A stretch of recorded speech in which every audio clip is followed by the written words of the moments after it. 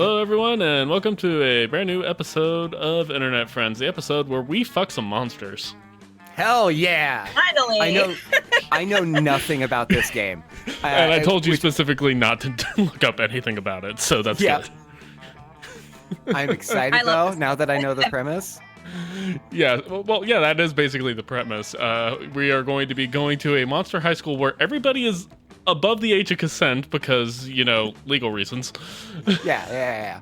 It's, everyone got held back several years.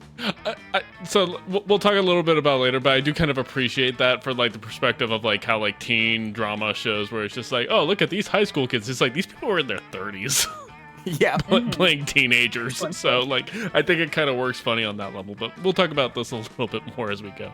But yeah, so this is going to be our first ever Let's Play episode, and we're going to be playing Monster Prom. Woohoo. So Brie, you know a little bit about this game. Give me your basic understanding of how this game works. So it's just like it's a dating sim with a bunch of monsters. I will say, I feel like I have it in my mind who I think Seth is gonna like the best, but hopefully I'll be right when it comes up. So just knowing how he operates. I mean, like I have that much of a type. Well, lucky for us, they're all hot, so you can't really do anything wrong. Okay. There is no wrong I'm looking answer. forward to seeing who this is. Yes. I will say, I when I was streaming, this was the first game I streamed because this is such a very cozy, comfy game. I did fuck it up a lot. It's very easy to fuck it up if you're not paying attention. But it's just good, clean fun. There's a lot of YouTuber voice actors in this, so which is how I found out about it originally. It's just a good, silly time, and I'm excited. I haven't played this in years. Yeah. So Jesse Cox is a producer on the series, who is who's a content creator. Seth, I send you his stuff kind of all the time. He does the Geek Enders podcast and everything else. He's yeah. So he's a producer on this game and all the other games in the series. So there's 4 games I think currently in the series. This is the first one, but there's also Camp, Road Trip, and Con, which is the new one that you can see right here. So, but yeah, I thought that was an ad for a convention. I was like, oh, I didn't see the out now, and I was just like, oh, a MonsterCon's coming up. That's cool. That'd be hilarious. But yeah, so being a dating sim, you know, very very simple kind of gameplay mechanics. It's very choose your own adventure, but there's also an RNG element to it. So like, there's no wrong answers, but there's also no right answers. A lot of stuff will be also based on stats. Okay. And also, there's a multiplayer element that we're going to be doing where you can actually screw the other players over with who they're trying to romance if you want to. Oh. like the old PlayStation a Sims game that was 2-player. Yeah, basically. So, we're going to go ahead and get started. Who wants to do the readings? I'm dyslexic. All right. Well, hey, let me ask you this: Are we reading everything? Are we switching off? What's the plan? do I need to do a voice? Are we picking characters? Let's go D&D roleplay rules, and we'll kind of just wing it. So. Okay. I have a great reading voice, so I can definitely read. Yeah, reading voice. If you want to role play, you can role play. We'll see how we go. Anyways, we'll get started. All right. So we're gonna do 3-player. We're just going to do the classic first term. And so, do we want to do a short game or a full game? I'm easy. Generally, they go a little bit faster than the full 90 minutes, if I'm being completely honest. All right. And that's normally what we aim for in the show anyway, so let's go. It's up to Bree. She's usually the tiredest. Yeah. I'm always tired, it's true. But it also means you're the punchiest. Anyways, Spooky High School, the sweetest years of our lives. Back then, we were young and unafraid. Sometimes reckless, sometimes brilliant, sometimes just stupid, but always willing to live life to the fullest. We were on a wild journey to discover who we really were. All right, I'll go ahead and go player 1. So I will do Zombie Jock. Name. Fitting. Brian. And then you can also change your pronouns if you want to, which is fun. We love that. Yeah, So, I love inclusivity. All right, Brie, who you want to play? I want to be the flame lady. All right. You want Amira red, or you want me to put Brie in? Put Brie in so I don't get confused, because I'm gonna forget this happened. That is fair. Brie. Like the cheese, baby. We've been friends for so long. Well, I also see Kunaloon all the time now on like her nameplate, so it's just like sanity check. All right, so do you want to be Frankenstein girl or Catboy? Catboy. Fair enough. Oh, I like the name Yellow. Okay, we'll go with yellow. He, she, they. I should have asked Brie those. I'm sorry. It's okay. I'm a girly girl. I'll be he. Okay, cool. I can do this. And we had yet to experience the ultimate challenge, the Monster Prom. I remember it clearly. 3 weeks were left, and we all fantasized about our dream prom dates. We were all scrambling to catch the attention of one of our 6 most charismatic classmates. Miranda Vanderbilt, 19, a sweet mermaid princess who was as cute as she was genocidal. Damien LeVay, 21, a fearless demon with a taste for destruction and love of fire. Scott Howell, 21, a werewolf athlete who compensated for his rather small brain with a stupidly huge heart. Liam de Leoncourt, 400-ish, a hipster vampire whose standoffish demeanor hid that he was truly a lovable dork. Yay! Polly Geist, 22, a party ghost with an insatiable hunger for all the wrong things. What? And Vera Oberlin, 23, a mean self-made Gorgon with a merciless sense for business. Is that the one, Brie? I was thinking Polly. Yeah, I definitely, I think Polly was the first one I ever actually successfully got. She's very fun. Miranda, I unlocked the side quest, but I keep getting her killed. Aww. Oh no. Well, it's also, if we unlock the side quest, we'll see why it's actually kind of a fun one. Anyways, it was clear it had to be one of them, but who? We only had 3 weeks to choose our prom dates, and even more daunting, we only had 3 weeks to woo them and conquer their heart. But as I already said, we were young and unafraid, and we were ready to start. Welcome to Monster Prom's stupidest pop quiz ever. All our minds are rotten, but they are rotten in so many different ways. Worry no more, we are now using our PhD in bullshit to diagnose which kind of deviant sicko you are. Okay. Monster Prom's stupidest pop quiz ever will throw a bunch of absurd questions at you and turn your answers into your character stats. So this is how you set your stats. This way, each of you will start by having stats that better reflect your true selves. Let's start. Alright, which inanimate object do you think would make the best girlfriend or boyfriend provided you went criminally insane? ATM Sugar Baby for life, here I come. Human-sized pillow depicting a character created by myself. As a matter of fact, I have all the needed paperwork and I'm only waiting for the conservative, narrow-minded laws of our country to finally step forward into waifu and husbando territory, as was clearly intended by God. And a dildo, duh. Oof, that's a good one. See, I know my real life answer, but I don't know if I want to like role play this. See, I like doing the real life answers, especially on a first round. But anyways, I'm gonna go with the human sized pillow because I love a really overly long, thought out answer. Brie, what do you got? Yeah. ATM for sure. I'm being practical. Yeah, no, that sounds like Brie. A dildo, duh.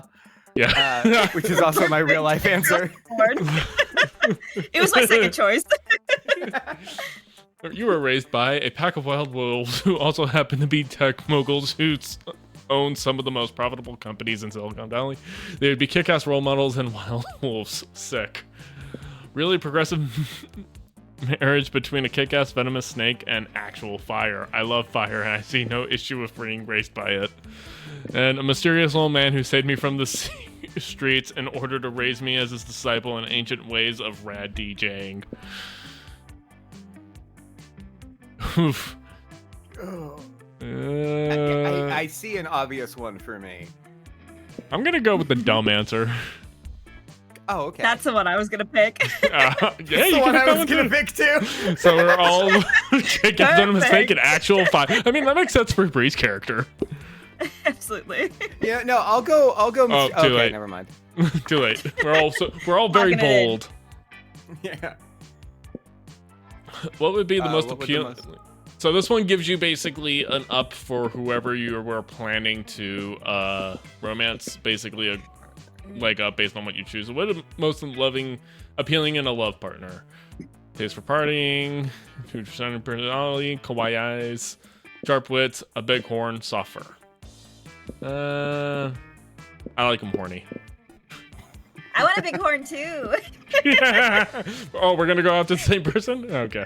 Hell yeah, we are. You know, I'm gonna say personality because that's just the kind of guy I am. Oh, of course. Oh, so he is going at Morgan. Sure. All right, I'm first. So, Seth, for the basics, so where you decide to go in this section basically gives you a stat buff to a specific stat based on where you go. I don't remember the exact stat boost per. I believe the auditorium is creative, class gives you smarts. I think the bathroom gives you boldness. But yeah, basically, depending on where you want to go, will buff your stat. But whenever you go, essentially, the other players can't go to. So if they're trying to buff a specific stat, you can block them out of it. Oh, okay. So looking at my two biggest stats right now are boldness and creativity. So if I'm thinking min-maxy, I want to go for those. Okay, so you can kind of see on the screen where each thing bolsters your stats. Yeah. So Bree's got way more 7s than either of us. yeah, well, she picked a money answer, so she starts with more money. Which Checks out. at one point in the game, you can buy certain items that can buff your stats, or they can unlock other quest lines, basically. So there's multiple different endings you can get throughout, and we'll kind of see how that unfolds. But like, for example, you can unlock an orgy with all the characters, Hey!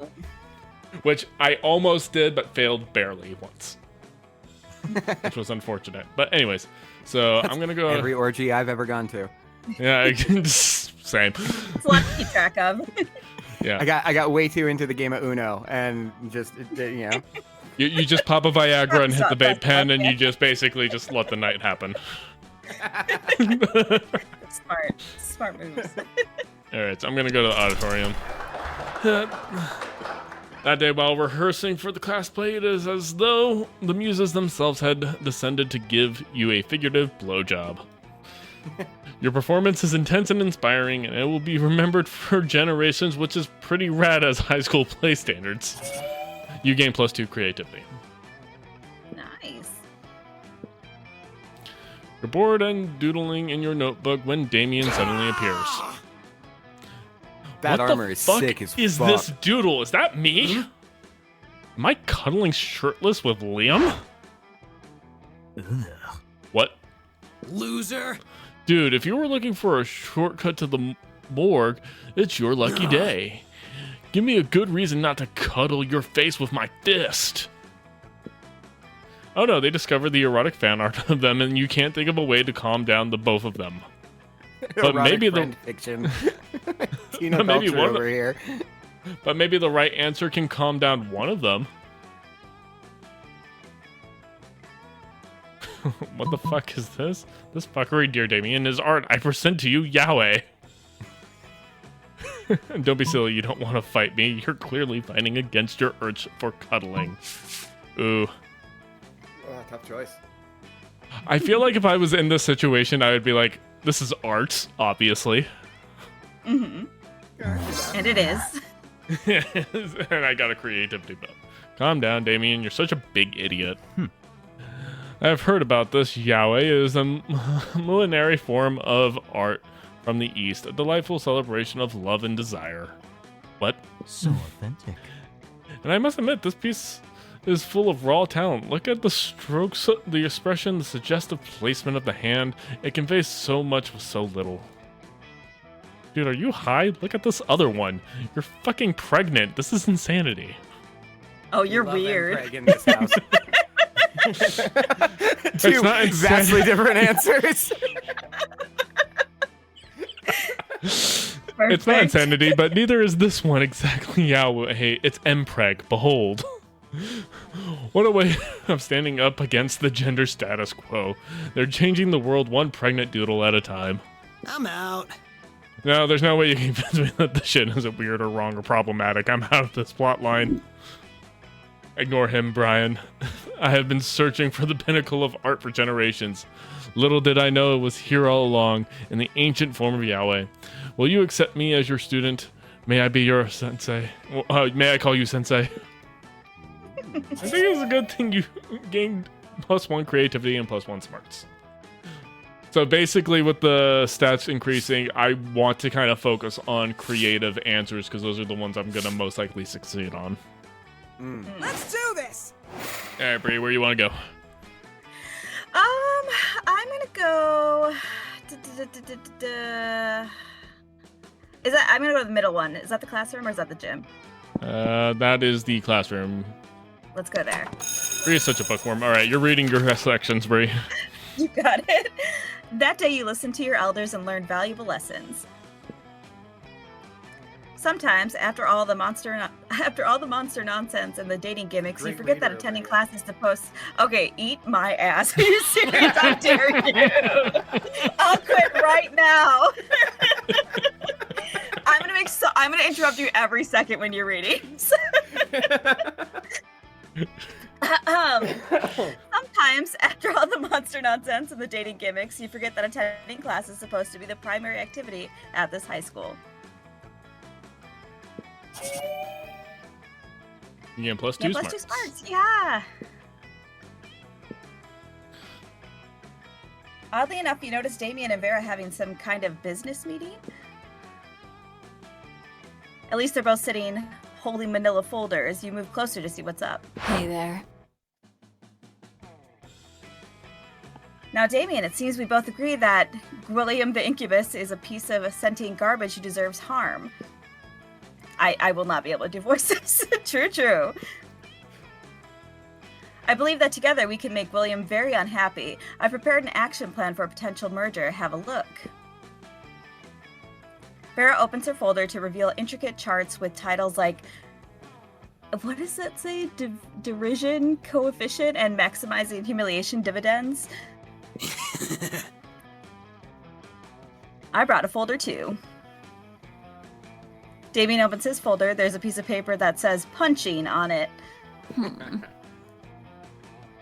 admire your simplistic approach, but I think we need a plan that utilizes both our strengths. Damien nods and turns over his piece of paper on the other side, and it says punching hard. These two are never going to come to an agreement unless you step in and mediate, so you tell them your idea. Let's see. Use this convenient list I brought that shows all the greatest fears in order of severity. While he's sleeping, replace all his organs with live possums. Well, I know which one's which in terms of if you're pursuing one. Yeah.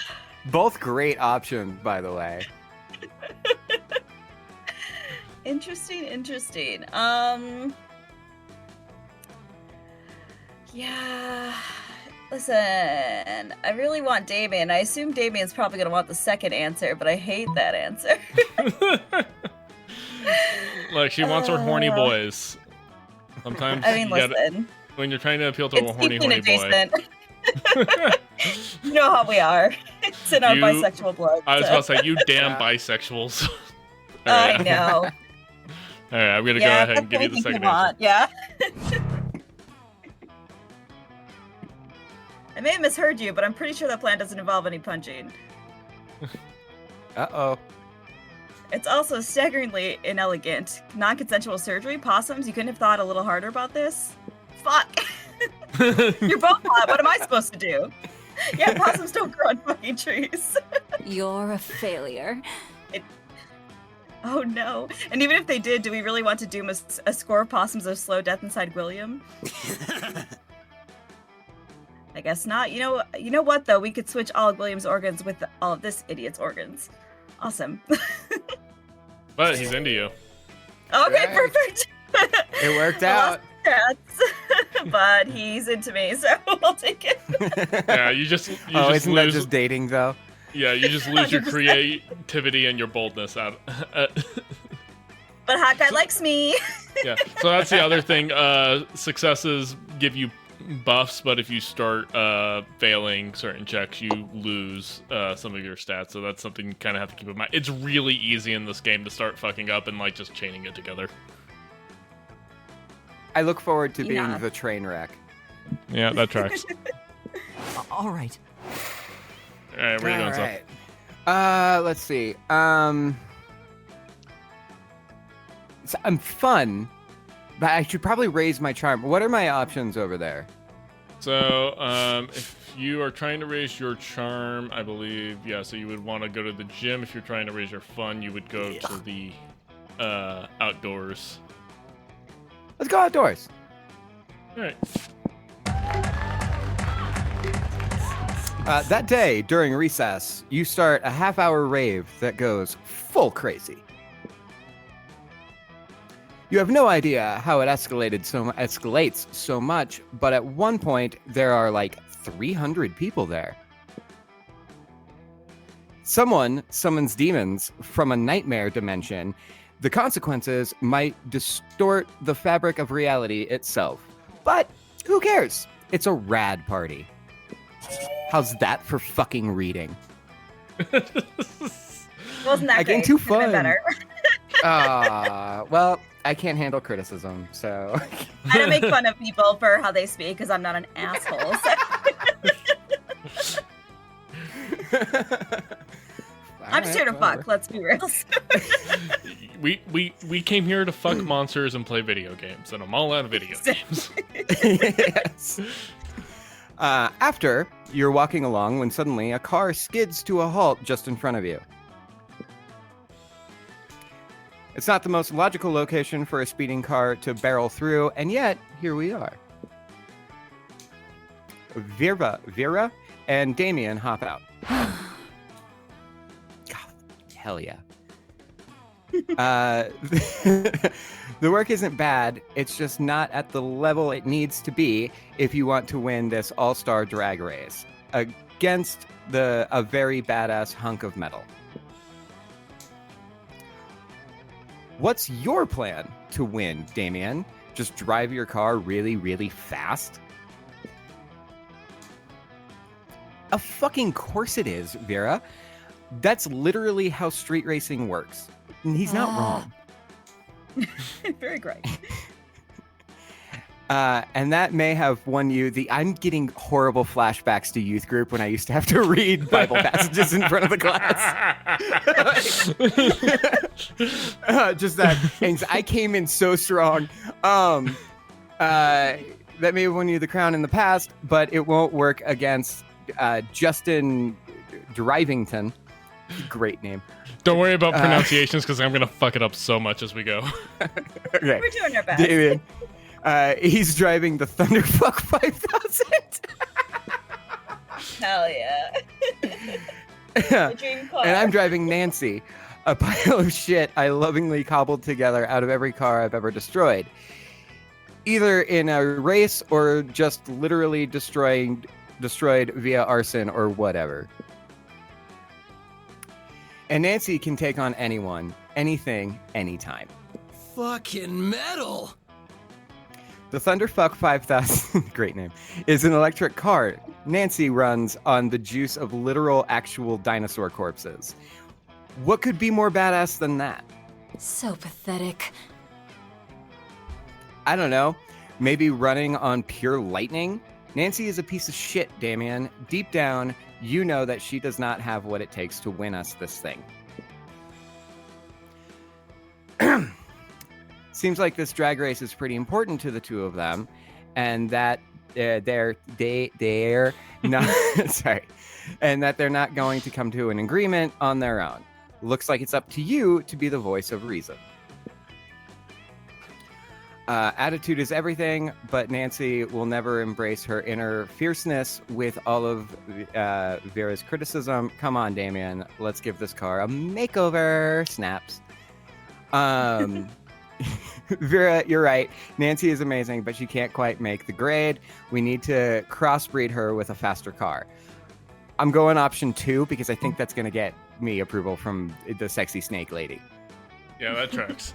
He wants a Fendom so bad. So bad. Perfect. We can get a brand new qualified race car, and Damien can still feel his shitty subpar car is useful. Feel. Nancy is a thing of beauty and grace, Vera, but as long as her genes that live, I'm fucking this up so much, live on in whatever machine I drive to victory, the plan is A-okay by me. The three of you get to work setting up what could easily be considered one of the most impressive and high-tech car crossbreeding programs in the country. You find a very shiny red electric limousine. Why is that a word I can just automatically pronounce? But there I had struggles with. To serve as Nancy's stud and start the breeding process along. Which mostly consists of making the car a reservation at an appointment. Appropriately fancy. Yeah, but the V's look like R's, and the R's look like V's. The straight up looks like my handwriting, so trust me, I get it. Appropriately fancy and expensive restaurant, and loading up their CD players with smooth jazz. Sometime later, Nancy gives birth. That's my dyslexia. I read ahead. Nancy gives birth. Don't ask how. Not important. To the ultimate race car. Look at what we've made, huh, guys? I mean, mostly what Nancy and El Diablo made, but we helped get them there. Oh, not bad. Yeah, honestly, that voice is great. Yeah, honestly, this car is a masterpiece. I've been looking for my next business venture, and I think I may go into high-end race car breeding. People make thousands off of breeding horses to race, and horses want to fuck. How hard could it be? By that logic, I bet I could make millions breeding race cars. Rad! Yeah, you totally could. I'd be your first customer. Haha, you already were. I'll send you your invoice later. I'm going to let it finish and actually take my time. Well, it looks like Damien has a race in the bag, Vera has a new business venture, and the world has a new species of super race car. I gained 2 boldness and 1 money. I gained 1 money from the kickback. From the kickback from Vera, which comes as a genuine smile from her. Score. Good job, buddy. You did it. Very cute. I feel very confident in everything I just did. All right, so I'm just going to go ahead and randomize all of our orders just to make it simple. So typically they'll do like these kind of like weird games so that you can also just randomize it. Perfect. All right. Exactly the same. Exactly what we already just did. The RNG doesn't lie. I always go last. All right, I'll take over some of the rating if it's okay with you guys, just to make sure it speeds along. Yeah, if you want to read the narration, I'm fine doing characters. Yeah, I think that sounds good. All right. So now we're in lunch. Was I that bad? It was just slower, and I just want to make sure we're moving along. All right. But no, I don't think it was bad. So all right, so I'm saying what doesn't really happen. So yeah, so this is the first lunch. So basically, this is where you really start locking in characters, and this is another example of how you can block people out. So like for example, Seth, if I could block you from talking to Vera if I choose to sit at the table. Okay. But fucking dare. Nah, this is the part where you kind of start to lock in who you're gonna go down. So I'm gonna go ahead and head over here with Polly. Scott and Polly are sitting together, laughing their metaphorical asses off. Do Damien! Grr, I'm Damien. Look at my stupid red face. I see Polly now. I did in the opening scene. Yeah. I use violence to cover up the fact that I've been brought up to revere a toxic version of masculinity which has alienated me from my own true emotions. You sound exactly like him. Okay, do Vera. I'm Vera. I'm very smart and my hair's pretty and all my friends look up to me because I am a strong, independent woman. Scott, I'm not sure you understand how impressions work. I'm not Scott. I'm Vera. You could tell because I said my name just now. Gotta love a himbo. Okay, what about you, Brian? Got any good impressions? Just one, but it's a real doozy. Wolf, it's me, Scott. I like that. Ooh. Would it backfire on me if I chose to go with Polly? That's what I'm thinking it might, dude. Oof. That could really go either way. It really... You might think it's hilarious. Yeah, exactly. Because like Scott, like might. making fun of him would be funny, but like, does that go the same way with Polly? Mentioning bad at impressions is something that Polly already said, so you're like piggybacking off of her point. Yeah, you have a good point there. Yeah, I'm gonna go ahead and make fun of Scott. I know you're doing an impression of me because you said my name, but oh my god, that sounded exactly like him. It does? Yeah. Remember that time we took that impressions class together and we had to introduce ourselves? Oh yeah. I guess I did say woof woof, it's me, Scott, dog boy who is bad at impressions. But I didn't yell like that. I'm sorry, are you the real Scott? There's two absolutely identical werewolves in front of me, and I can't tell the difference. Polly insists on a smooching contest to determine who the real Scott is. You end up winning in more ways than one. Let's do this! Alright, Brie, where are you going? Bye, Damien. Yeah, okay. Let's get you your horny boy. I won't, but I'll try. When you reach Liam and Damien's table, you find it absent of food, but it's covered in paperwork. You want me to just read for you, Brie? No, I can't. I was going to ask him, like, do you want to just read the narrator part and then be the rest? What's easier for you? Yeah, I'll just do the narration part. Okay, perfect. Do we really need all these special forms? Can't we just write death threats on regular paper? The last time, Damien,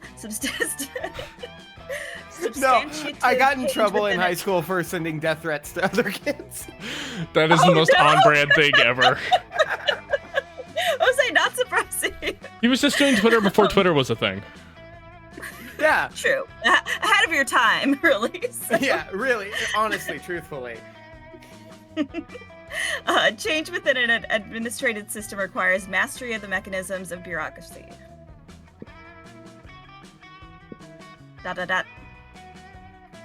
What if we wrote the death threats on really fancy paper?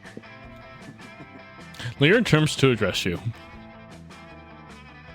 As you can see, my mastery of realpolitik has caused me to embrace an unlikely ally in my quest for reform. I have no idea what he's saying. I just want the cafeteria food to stop being so fucking boring.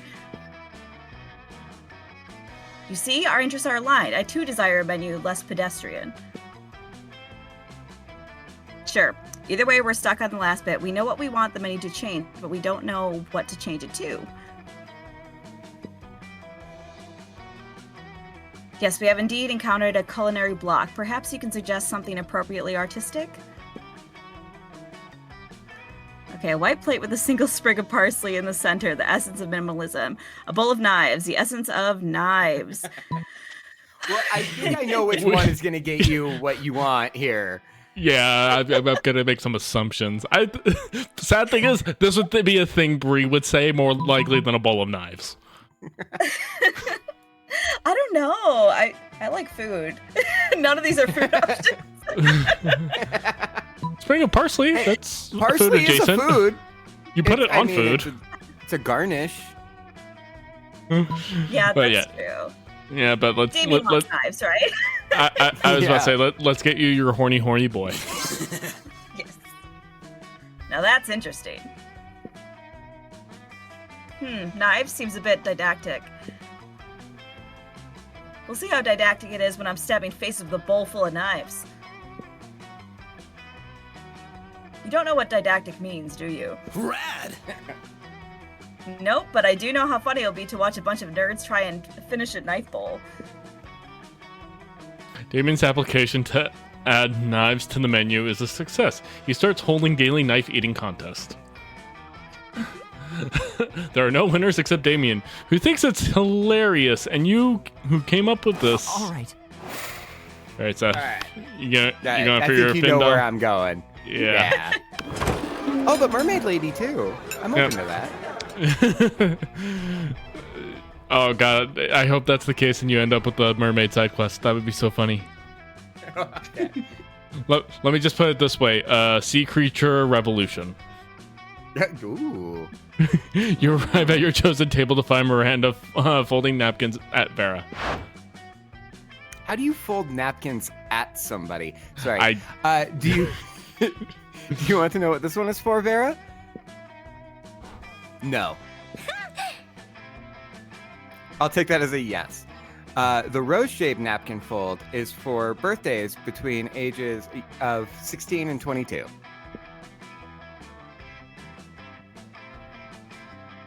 That's you, dude. Oh, sorry. Miranda's hand moved fast as lightning, turning the rose into a gorgeous white swan. By contrast, this swan folding is for first weddings, third weddings, and swan giveaways.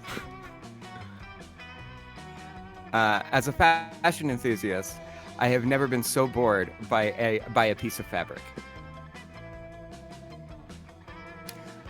Oh, and this black swan folding is for weddings where you plan to brutally murder all of the guests. Now that's my kind of get-together.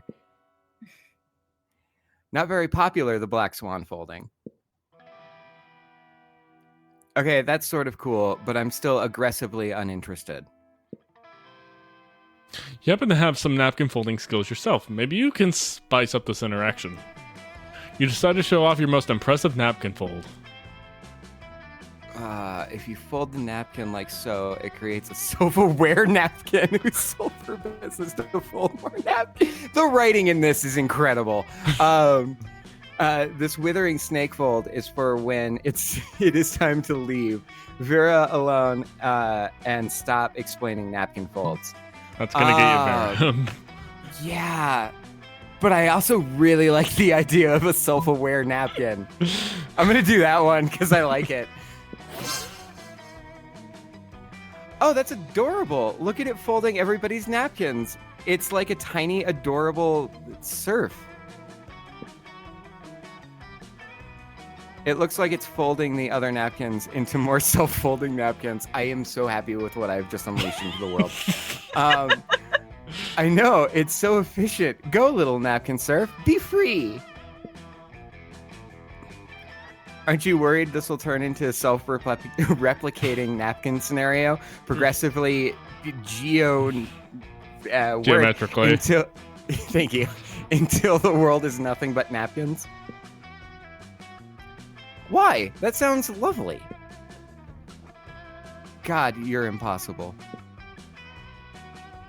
You seem to have mispronounced impeccable. Whatever. I'm leaving before the the napkin folk take over the world. Vera leaves you alone for a romantic lunch with Miranda. You can't hang out too long, though. You've got to stop those napkins before they take over the world. I'm happy with the chaos I caused. You're like zero regrets, honestly. Yeah. I'll win her back. Just you see. Alright, Breeze first. Yeah.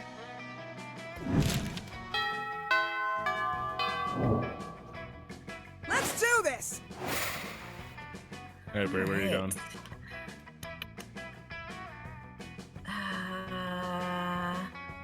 Honestly, I'm gonna do everything for the plot, not necessarily for how good the stats are. Let's see. Where have we not been yet? Where have we not seen? We haven't done the bathroom, the gym, or the library. Let's go to the library. Alright. Bet you spent some time on the library PCs playing some good old online poker. Gambling seems like a stupid and dangerous decision, but who cares? This time it paid off. So fuck it. You gain +2 money. Nice. Hey. Bree's just loaded. She is. I got $9. You see Damien about to punch some noob, when suddenly a dimensional portal opened up between the two of them. Yo. Hey, what the hell? I was about to punch that noob. There'll be plenty of noobs to punch, my fearsome paramour, when you are mine. Hmm? What? I have traveled across time and space to find a fit commander for my armies, and for my bedroom. Oh, you want me to come over to your kingdom so we can kill people and fuck? I wouldn't put it quite so crassly. Fucking metal. Well, I would, and that sounds doper than hell, which isn't hard because hell is lame, but still. But if Damien goes to another dimension to fucking kill people, how will he fucking kill people with you? There's only one thing to do. You gotta stop him. Let's see. Okay, defeat the prince's entire shitty army using nothing but a colander and grapefruit. Show Damien a picture of the prince's armies wearing clown shoes and assless chaps. Great look, by the way. I pull that out every Pride. Absolutely. Sad thing is, I actually think I own Damien's exact jacket. I buy it, a dude. great fit. I feel like the first answer is more Damien, right? Because I don't. So we're now. Care about the second thing. Well, we're now in the section of the game where your stats play in more heavily than anything good else. point. Yeah. So, like, whichever one you think is more smart or more bold is what you kind of want to go with. Because that's what your stats are leaning toward. Because if you go with, like, creative charm or fun, you are probably going to get screwed. Yeah, that's fair. Because I think the first one is more creative, and maybe the second one is bold. I was thinking the second one was more creative, and the first one was more bold. Oh. Here's the problem. You're going to get screwed on that a lot. Because you can go either way, yeah. Yeah, there's a lot of ones. It's just like, this seems like the bold option, and it ends up just like, that wasn't a very fun option. It's like, I wasn't going for fun. Right. I think I'm gonna go with my gut on this one. I'm gonna pick the first one just because I think it's the bolder of the two. But we'll see. We'll see what happens. Hey! Armed with your trusty colander helm and furious grapefruit, you charge through the rift. Prince's army turns out to be just 3 dudes, and one of those dudes is just 2 toddlers in a trench coat. You strain the shit out of them, squeeze grapefruit juice into their wounds, and toss them left into a volcano.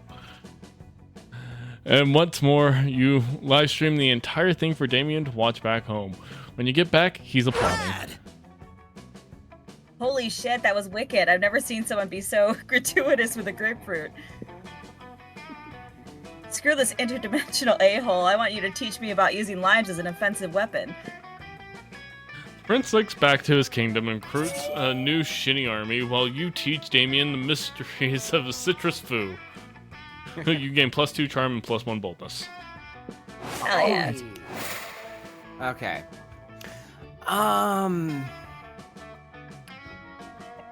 Shit. I kind of want to get my creativity up a bit. Alright, so you're going to the auditorium? What's outdoors? What is that? Outdoors, that's fun. You've already done that. Oh, one. no, I already did outdoors. Right. What's bathroom? Bathroom is boldness. So, yeah, here's the... Oh, no, my boldness is already pretty high. Yeah, let's go auditorium. Let's go auditorium. Awesome outfit. Oh, is it me? Oh, yeah, sorry, that's my bad. That day, while rehearsing for the class play, you do a terrific job of acting. You act so hard that some of your classmates in the audience throw roses at you. 7 roses, to be exact. Damn, roses aren't a valid currency or stat in this game. Anyways, you check your converter app and see if this could translate into something a bit more useful. Seems like 7 roses equals 2 creativity points. Sweet, you gain 2 plus 2 creativity. I'll take that. You see Miranda and Vera chatting away. Their eyes seem to gleam of the scheming. Crowd Surfs isn't doing nearly as well as I thought it would.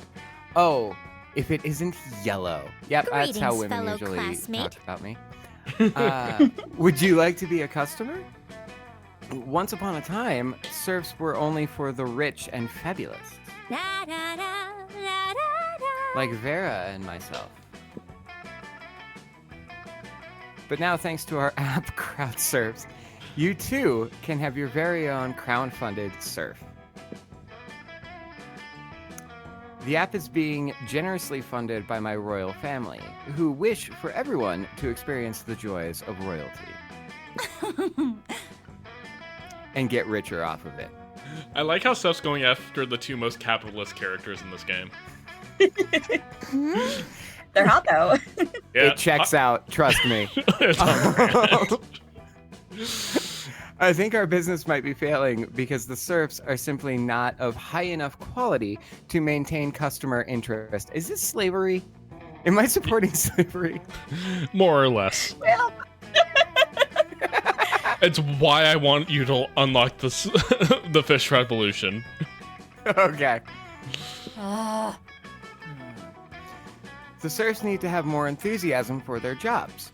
We need to reconvert it from the Recruit. right locations. Recruit it. Shut up. From I love you. Don't be absurd. If there's one thing being royal has taught me, and there's definitely more than one thing, it's that you can trick anyone into doing anything as long as you give them the right incentives. But why not start with the easily manipulated in the first place? Yellow, what do you think? Vera's right. Why not recruit people who want to be bossed around at the... Sorry, I'm reading this like it was just to me and not like to an audience. You're good. At a leather daddy convention. Miranda has a point. Everyone wants to win. Host an unpaid labor competition where the prize is doing more unpaid labor. I'm going to go Vera's right. that seems more on brand for you. Thank you. Oh, not bad. Oh, I like that quite a bit. Excuse me, but if there were more conventions for daddies, I am quite sure I would know about them. Maybe I made the wrong choice. My father is one of the most powerful dads I know, so if he was not invited... Just stop there, Miranda. Trust me. How does this sound? Free lifetime of submission, dirty talk guarantee. This is so on brand for me. Come as you are. Vera, with the help of a confused Miranda, goes to the next leather daddy convention in town. The next time you see Vera and Miranda, they seem much, much happier. The serfs we recruited are so enthusiastic to serve. Almost explicitly so. And as an unexpected fringe benefit, all of the serfs keep trying to one-up each other's uniforms. So I created a line of latex and leather wear that's making almost as much as crowd surfs in the first place. That has been quite pleasing. It's a win-win-win situation, and don't worry, Yellow. I won't ask how you know so much about fetish community. You're like, please don't ask me. I will go off. Yay, siding with Vera always makes her happy, and to show her And to show her appreciation, she gives you +2 money, and you've earned +1 smarts.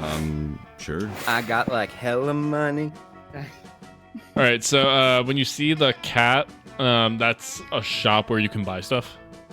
Oh, okay. I was wondering what that was. Yeah, so you guys have more money than I do, so like you could always go there and have more options. And so the stuff that you can buy unlocks different things. Like it could either give you a stat boost, or it could also like unlock a different quest line in the game, which can result in a different ending. Okay. Anyways, so let's see what's. I think I might be having a little bit more fun with this than either of you, simply because this is my first time experiencing this world. No. Well, I'm enjoying I'm having a ton of fun. I'm having a blast. It's this is definitely a game that you need to play with friends, in my opinion. Yeah, no, I see that. I absolutely see that. What's up? So hey, would you like to study and prepare for your future? And you can come here and buy some weird shit instead. Am I right? All right, cool. So here's examples. So there's a mystery box which gives you a random item and it's free. And so this is how I always end up accidentally unlocking the fish revolution. Okay. Dragon heat. Oh, okay. So this is the thing that you can buy that unlocks the orgy quest line. Okay. So Noting that away. also just regular flavor cocaine. Good old cocaine. At times a weird experimental substance with the horrible side effects. Cocaine has become the new We were all vanilla in high drugs. school once. Yeah. You guys had cocaine in high school? No, but I had crushed up Mine has been, Vicodin. actually. We just had As I weed love and the alcohol. neighborhood. I was about to say I came from like the poorest like school district in the nation. All we had was weed and alcohol. Yeah. We Yeah, it had was like half middle class, half high class. Yeah. yeah. Mine was half middle class, half high class, but we had crushed up opioids. That was our snorting drug of choice. Oh yeah, no, the Ooh. rich part of town was like getting hooked on painkillers. At least when I was in high school. Yeah. Yeah. Fake badass tattoo. No. Just add water, 5 or older. Motivational poster. I'm just gonna go ahead and grab a random item, see what I get. My controller. Oh god! I just unlocked the fish revolution. Oh man. Seth, just as a fair Yeah. warning, this is how I've gotten Miranda killed every single time. Oh no. My backup plan. How dare you? My second choice. Oh no. All right, we'll see if I can get her to live this time. Although if she dies, it's actually really funny. Okay. Steph's gonna love this. Anyways, that weekend, something happened to Who's Yellow. Oh no. All right. What happened to me? That weekend, you go to party hard with Polly, Vera, Damien, Liam, Brian, and Bree. Great. You have a great time in the very popular nightclub Apollo, thus named because, despite being the hottest nightclub of the weekends, it's an actual temple to the god Apollo on the weekends. On the weekdays, Never sorry. heard. But no good party ends when the nightclub closes, so at 6 a.m. you decide to just hang out in the nearby park, drinking and chatting. Very Seth move. Yes, very. What a rad night, huh? You Yeah. betcha. Oh no, sorry. Are you doing? No, you're good, you're good. Okay. You betcha. Vera and I had some great laughs doing some good old anal bleaching. What? What? What? Sorry. It's a game we have. You know those douchebags? They steal your drink when you leave it unattended for 2 seconds? Sure. Yeah, he does not get his drink stolen by douchebags. We drink half of our glasses and then pour bleach in them. If people are cool, then the club staff just take them and throw them in the trash after a while.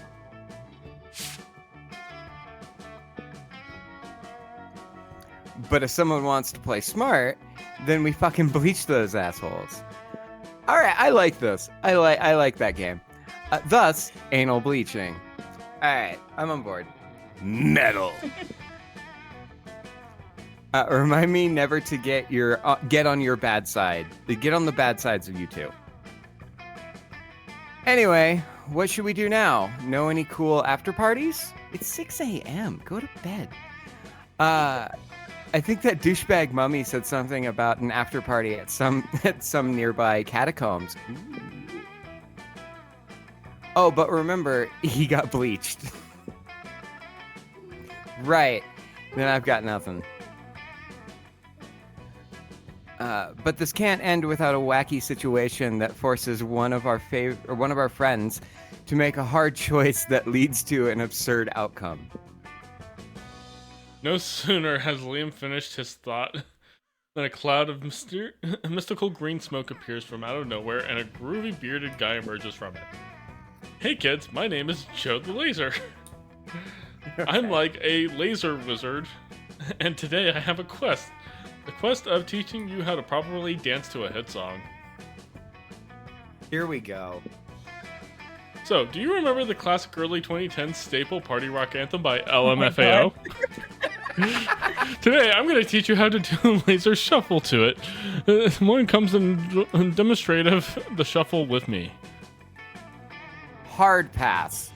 I'm more of a voguing girl myself.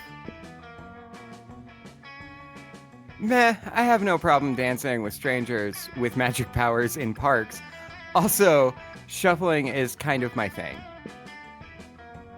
Damien plays the song on his phone while Polly does some dope ass shuffling, and the wizard syncs an arrangement of lasers with her so crazy that pigeons start falling out of nearby trees.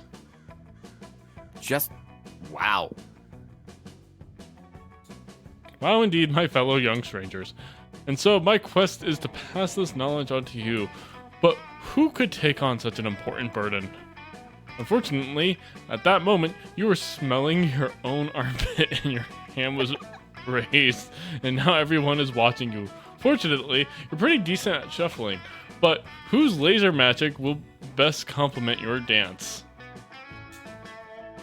Oh, okay. Brian, his laser magic skills are so strong that he got banned from the local laser tag place. I probably did. Yeah, I that checks out for you, actually. One of those realistic ones where they have recoil. I've actually you're had pretty sure one of those. Yeah, I bet. You're pretty sure you heard Bree got laser hair removal last week, so she must still have some laser remnants in her body. I'm gonna go with Brian. I'm sorry, Bree. That's a good choice. No, I don't have fun stats, so I think you're. Oh, smart. Okay. Yeah, that's a good choice. Oh, So the cool. two of you start a very weird specific labor-based party ritual. Your shuffling kicks ass, and Brian's laser magic is just too strong. It's so strong that the event won't be included in the Japanese version of the game and avoid giving kids seizures. Whoa! This is otherworldly. You know what? I agree. 100%.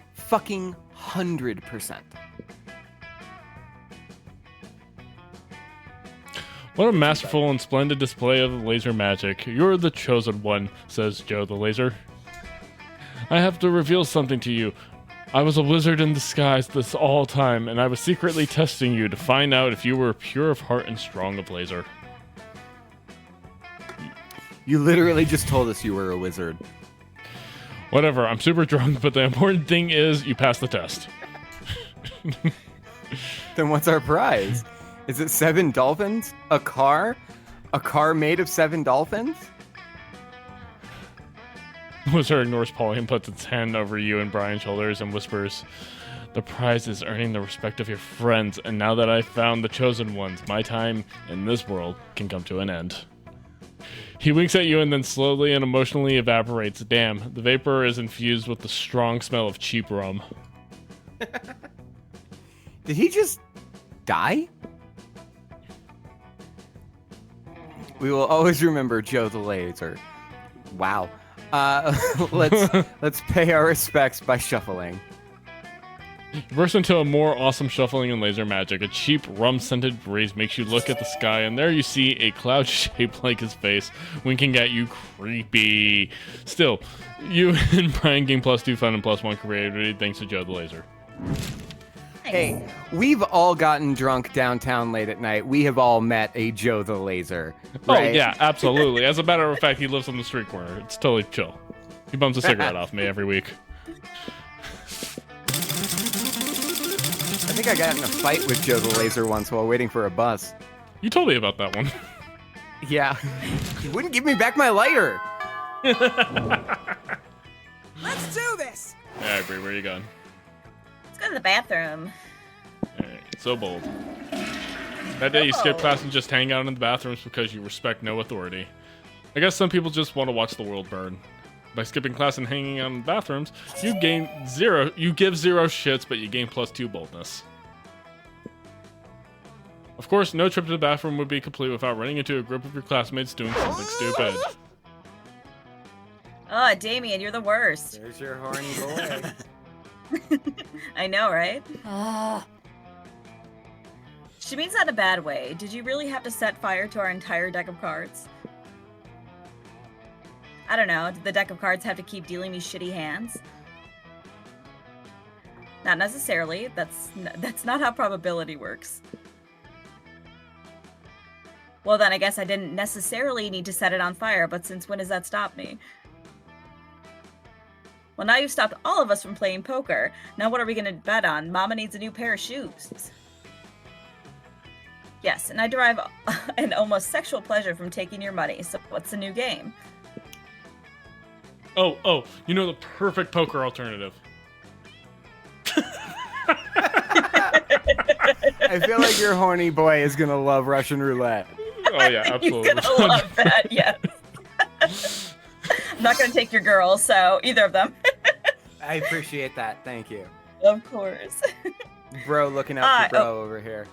Absolutely. Oh yeah, why didn't I think of that? That used to be my favorite game before I died. Wait. All in.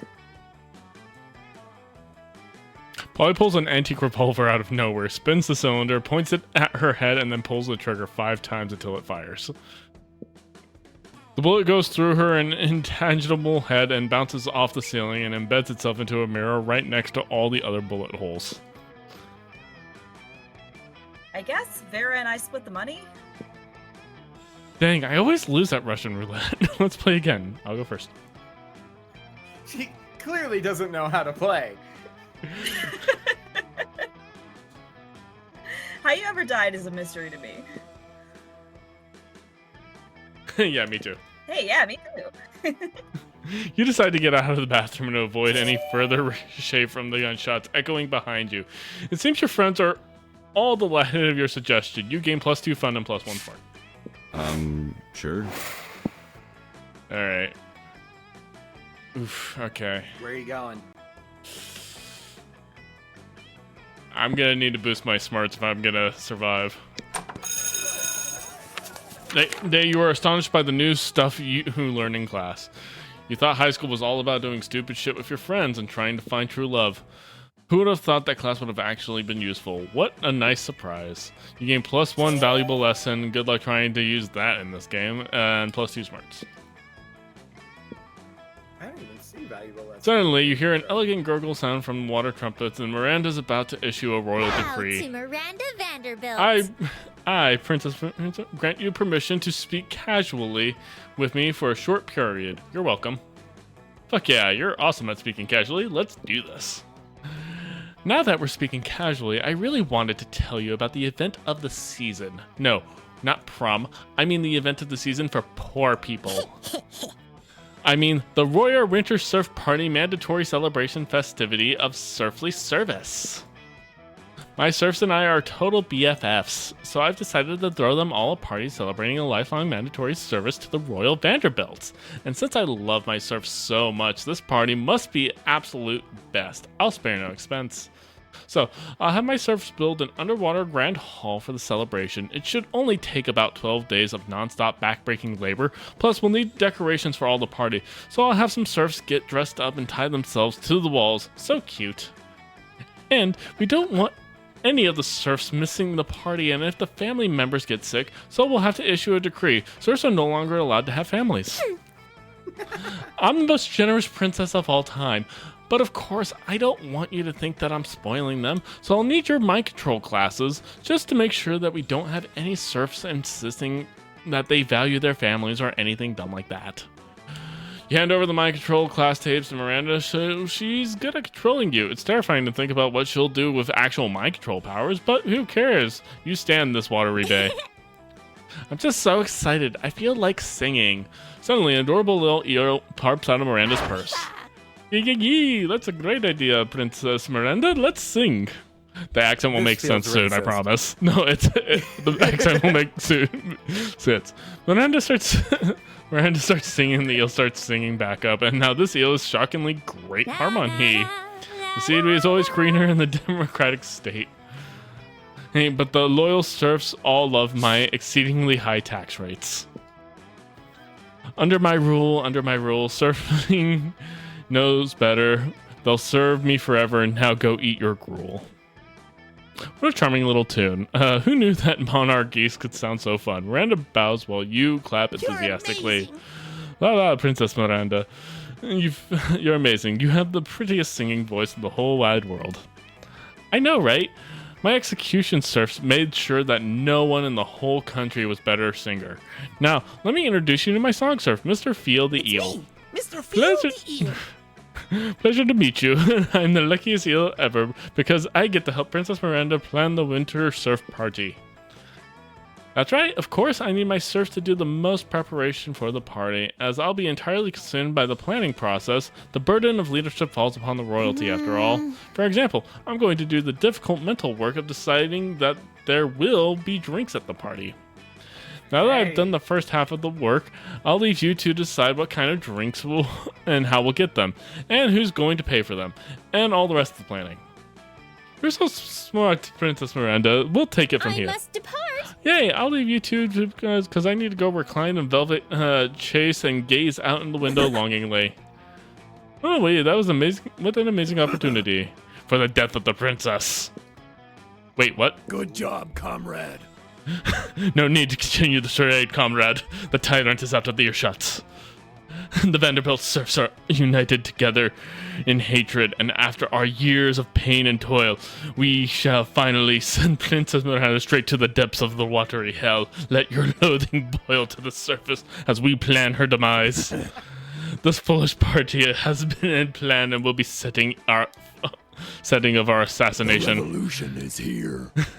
And while I care not for the drinks filled the punch bowl, I'll be sure not to partake. I will add a massive dose of poison to the beverage, ensuring that all the princess's guards have been deceased by the time the party is through. The revolution is here. Aye, comrade.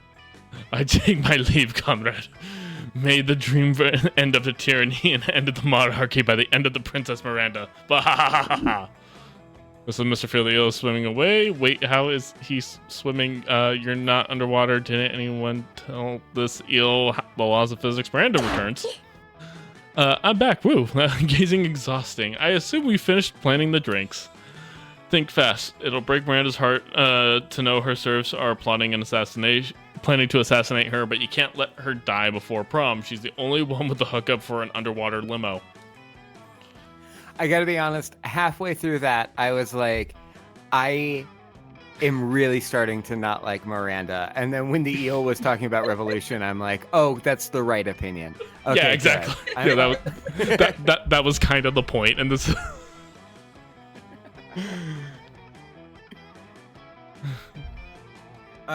Drinking is overrated, Miranda. You can't have drinks at your party. Or do you want your serfs getting ideas? You know what? Nowadays, cool kids only drink the latest, trendiest soda flavors. Poison antidote. Yeah, see, which one would be more creative? Bree, do you have opinion, Bree?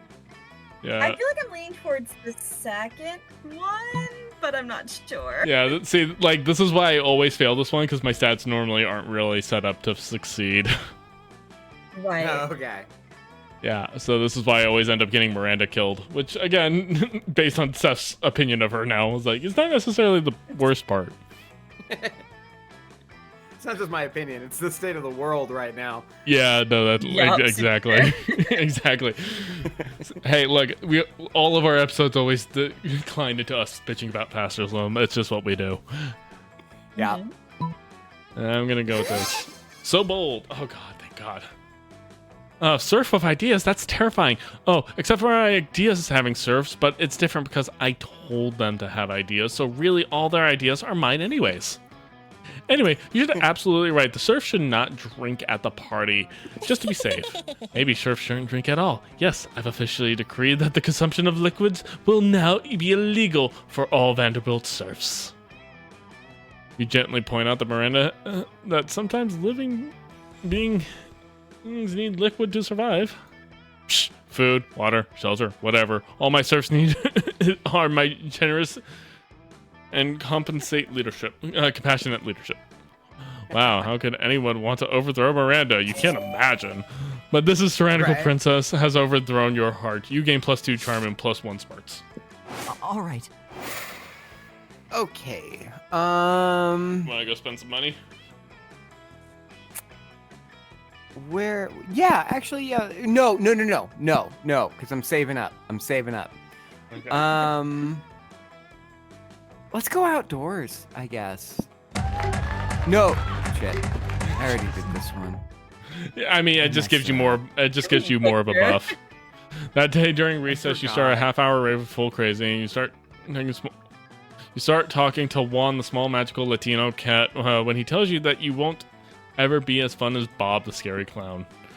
You accept the challenge, and you go straight to Bob and stab him several times, open his bleeding chest, and eat some of his guts in order to consume his fun. Really? Do you think that's how this works? Well, it is. You gain +2 fun from poor Bob. Hey. I thought it was just going to be the same as last time.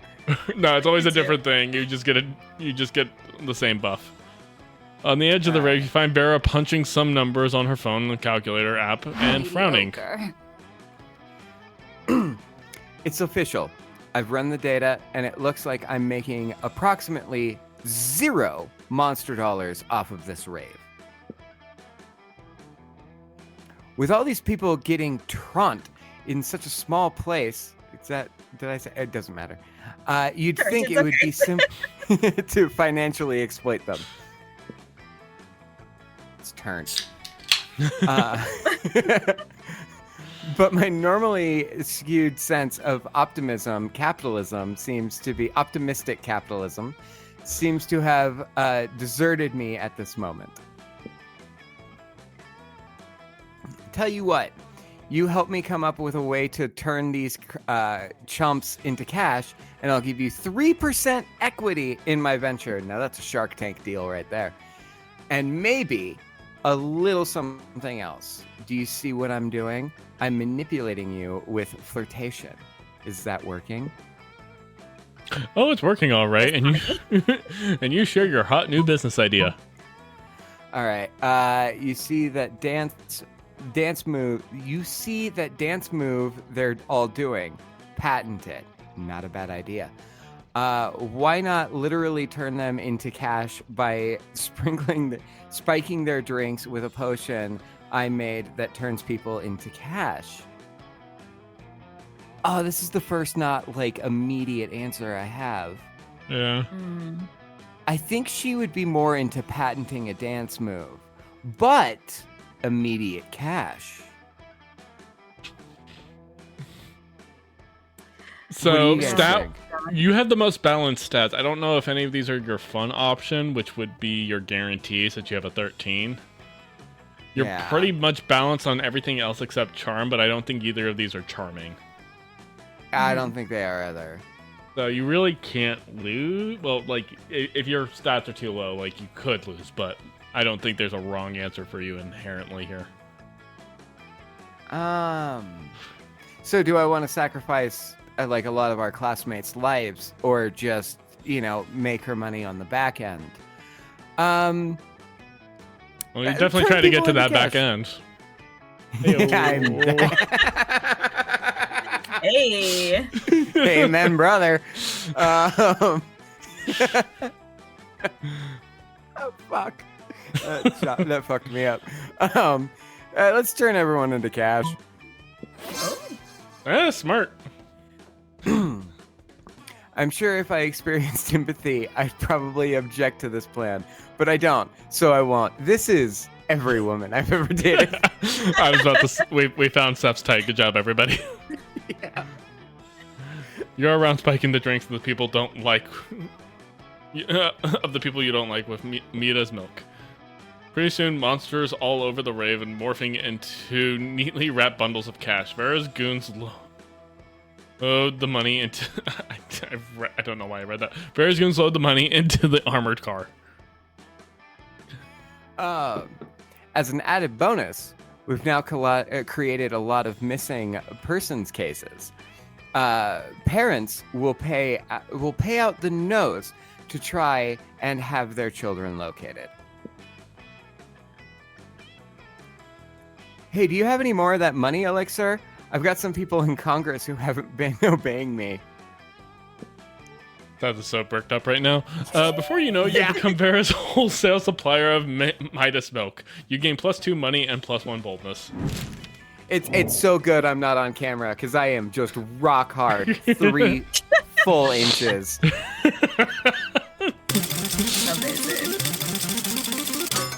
All right.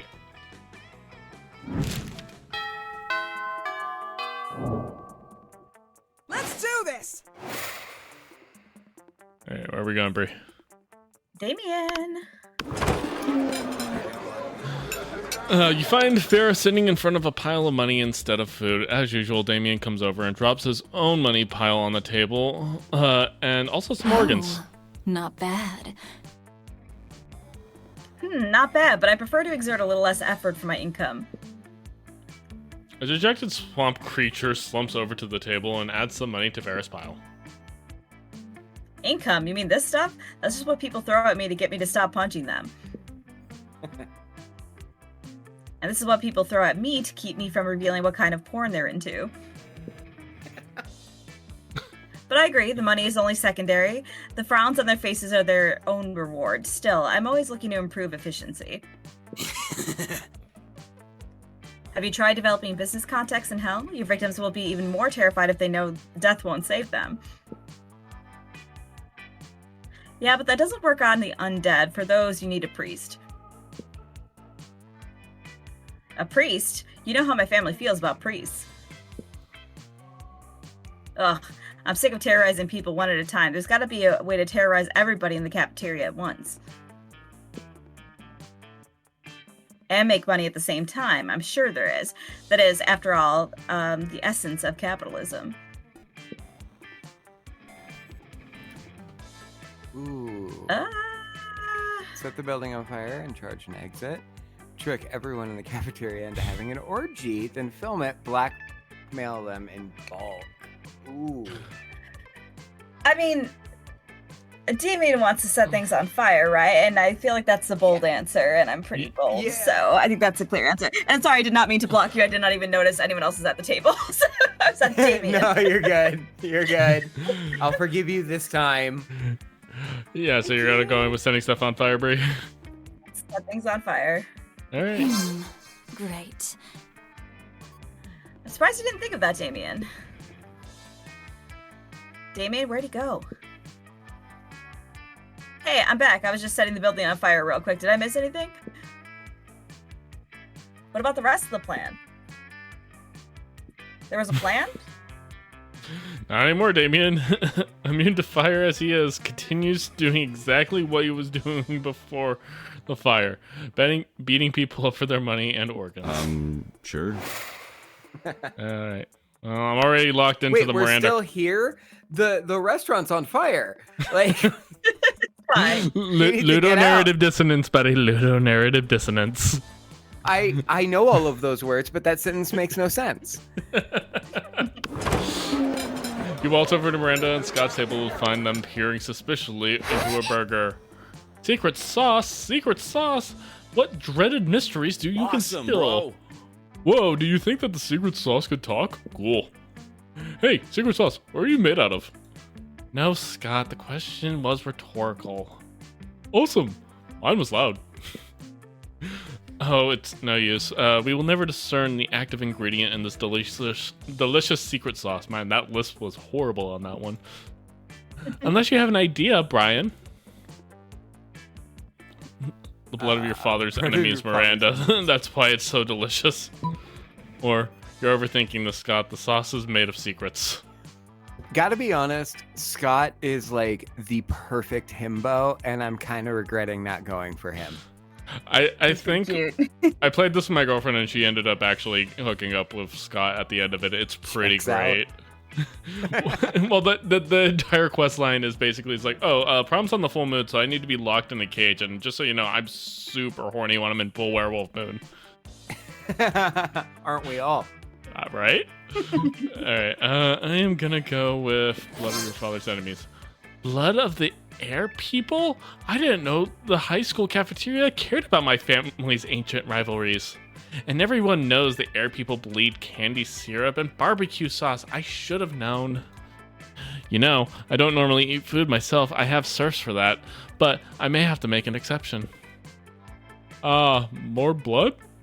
But I eat blood all the time, like pretty much every full moon. Scott's a little disappointed, but you don't care. You're busy sharing the saucy burgers with Miranda. All right. Okay. So you have enough money to buy literally just about anything from the cat guy. Yeah. You can go hang out with the tiger dude, who I think is supposed to be the gym teacher. I was thinking Polly, but since the cat dude's there and I've got money. Oh, that's a tough choice. Cat dude. A fellow like myself. Shouldn't you be out there trying to romance a classmate or something? Anyways, welcome. Yeah, I should, but somebody else sat in my spot. I'm sorry. You want to buy the cocaine? In these weird times, weird experiences. I just, based off my own high school experience, immediately want to do cocaine. But let me see the other options. All right. I probably should have read that out loud. You want this, you sick pervert? I had no idea. Just based off of that, let's do cocaine. I'm gonna do cocaine. See you later. Yeah. All right. Yeah. All right. So you lost all your smarts, just so you know. That's okay. I didn't need them. I'm trying to rizz up a capitalist. I don't need to be smart. Well, you're also broke now. You spent all your money on cocaine. I'm looking for a sugar mommy, and she will appreciate me spending all of my money on drugs. Will she, or will she be like, stop spending all of my money on drugs? But I shared them. That makes sense. All right. I go first. Sure. Okay, so no matter what I do,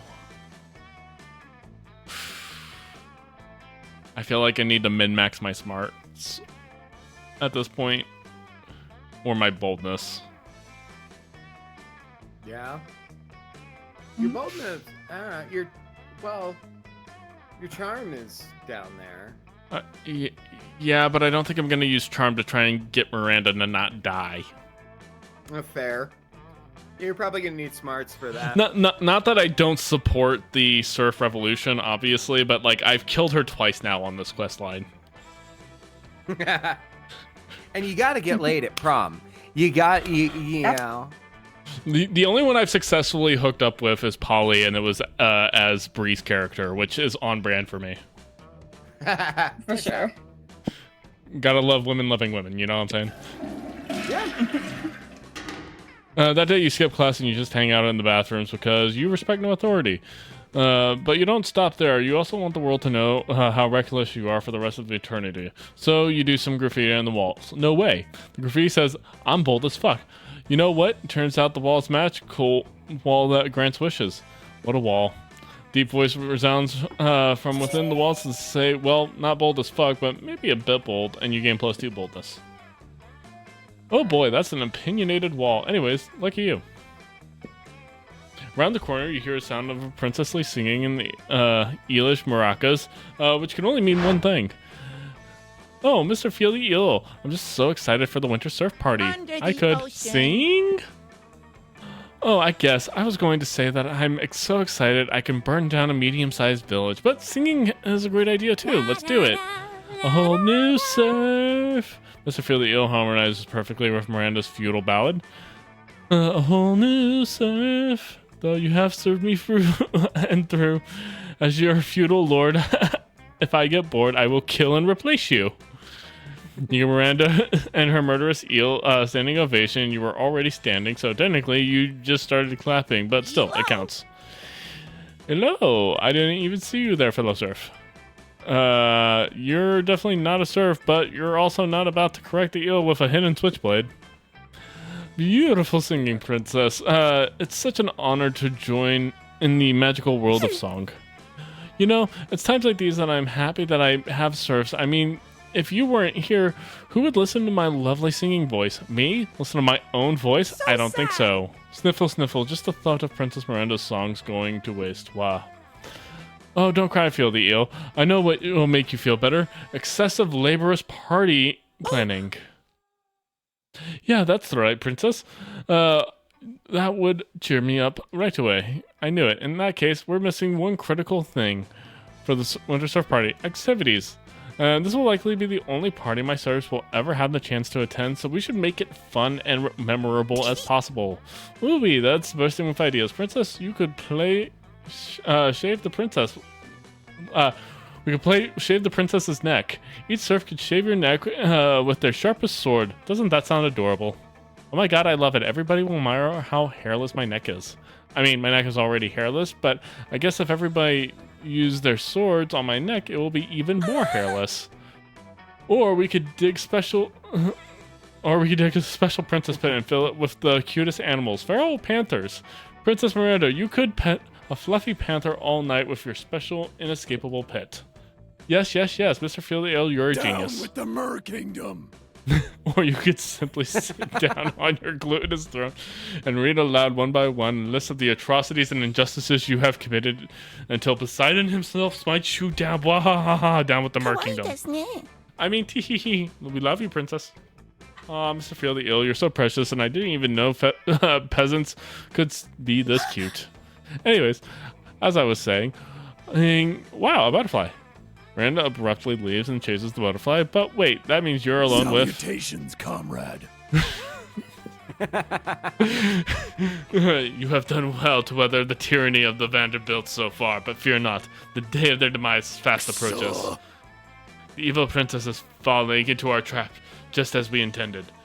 She thinks he's just choosing a party activity, but she's actually chosen the method of her own death. Ha ha ha, the irony is as delicious as the sweet as the sweat of the proletariat. Bye, comrade. She returns. Bye, comrade. Now, may the blood of the monarch salt the earth. Farewell. I mean, farewell to Seth has never identified with an eel so hard in his life. Party planning can be so stressful, but I feel so much better after bisecting that butterfly. Fun fact, the most beautiful part about butterfly is their gorgeous, glistening stomach innards. Oh, Mr. Feel the Eel run off again? Well, whatever. His party activity suggestions were just so perfect. We can just use one of them, unless you have anything better in mind. Impress Miranda with a killer party activity. Well, not literally killer. Ideally, you're hoping for something fun and family-friendly, and assassination-proof. Okay. Security game. If you murder someone, you lose. I don't think the eel's gonna care about that. You're looking for a game that serves as the opium of the people, but there are no better opium of the people than actual opium. So a game about smoking lots of opium. I mean, I'm down for smoking some opium and having it be a game. I feel like my stats does play into the opium one better. I think so too. Maybe. Yeah. Ugh, You're trying to keep her alive. Yeah, no, I just screwed that one up. You're suggesting letting my serfs taste the opium riches of my kingdom? Opium is regal delicacy, and it was created to help rulers distress from the difficulties of constantly having our whims catered to. Serfs couldn't handle such an experience. They possibly feel stressed about. what a commoner. Plus, if we allow serfs to partake in all of our finest delicacies, how will we differentiate our serfs from royalty? It'll be madness. If serfs wanted to try opium, why did they choose to be born poor? Randus is deeply offended by your lack of class distinction and decides to punish you by gentrifying your apartment building. You lose favor of the neighborhood bodega, as well as -2 creativity and -1 charm. Oof. Let's do this. That was tough because I felt like the first choice wouldn't have kept her alive. But she might die anyways, I guess. Yeah, she's probably gonna die at this one because I think you have to pass all 3 checks in order for her to survive. So I think she's already out.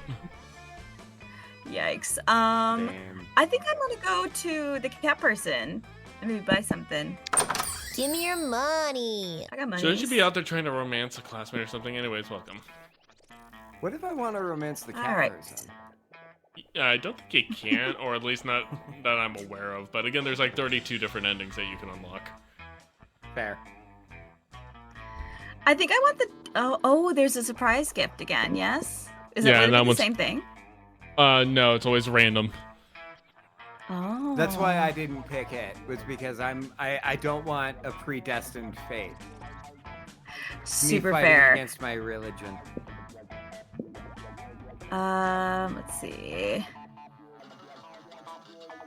Yeah, I don't want that. Can you go over the tattoo? I feel like I might want that.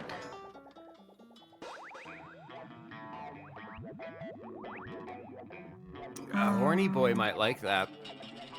That was kind of my thought. Yeah, I'm gonna go with that. Why not? Catch you later. Yeah, extra boldness. Nice. All right. Okay. So I gotta get my smarts back up. So that's class, right? Yeah. Yeah, so let's go class. That day, the teacher is just tired of teaching, so she recurs to the classic technique of not giving a shit and putting on some historical TV show for you to watch.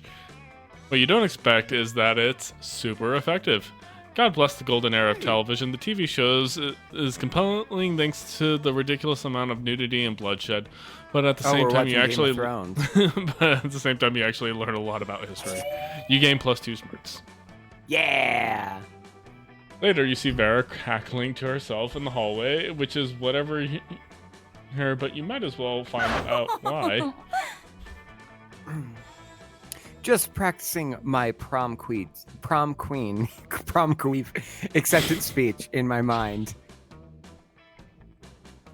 It's not like the little bears, bears have The title bears, anything. Okay, leave me alone. Whatsoever, of course. And I really do consider the whole thing way beneath me. However, considering how much meaning other girls put onto it, I can't risk some uppity bitch thinking she's better than I am. Plus, it's not bad branding either. This is exactly how I used to read Bible verses in front of the entire class, by the way. You're doing great. Consider this therapy. It's worse. I could see using a victory to start a line of successful prom queen accessories, guaranteed to get you the win. Perfect prom shoes, the right makeup, fancy knives to take out your opponents. Speaking of which, I assume this goes without saying, but I'm not leaving anything to chance. I'll be doing a blood ritual to ensure my win. I still haven't found the exact details yet, but I am optimistic that at least some of the items will be found in the shop. The only question is, where exactly can I find the details for the proper blood ritual?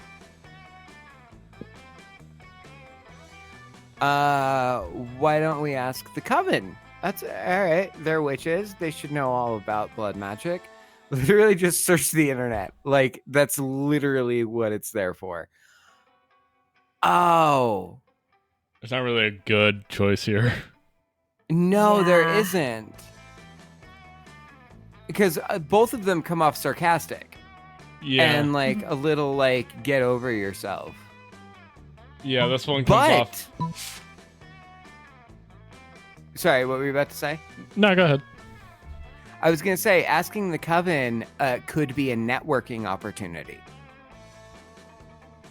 I like that better than the second one. The second one sounds too sarcastic, and I think she'd be offended by that. Yeah. So. Yeah? Yeah, let's go with the first one then.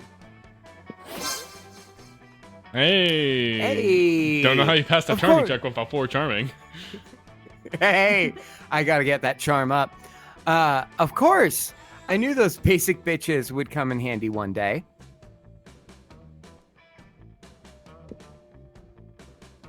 Actually, I really didn't.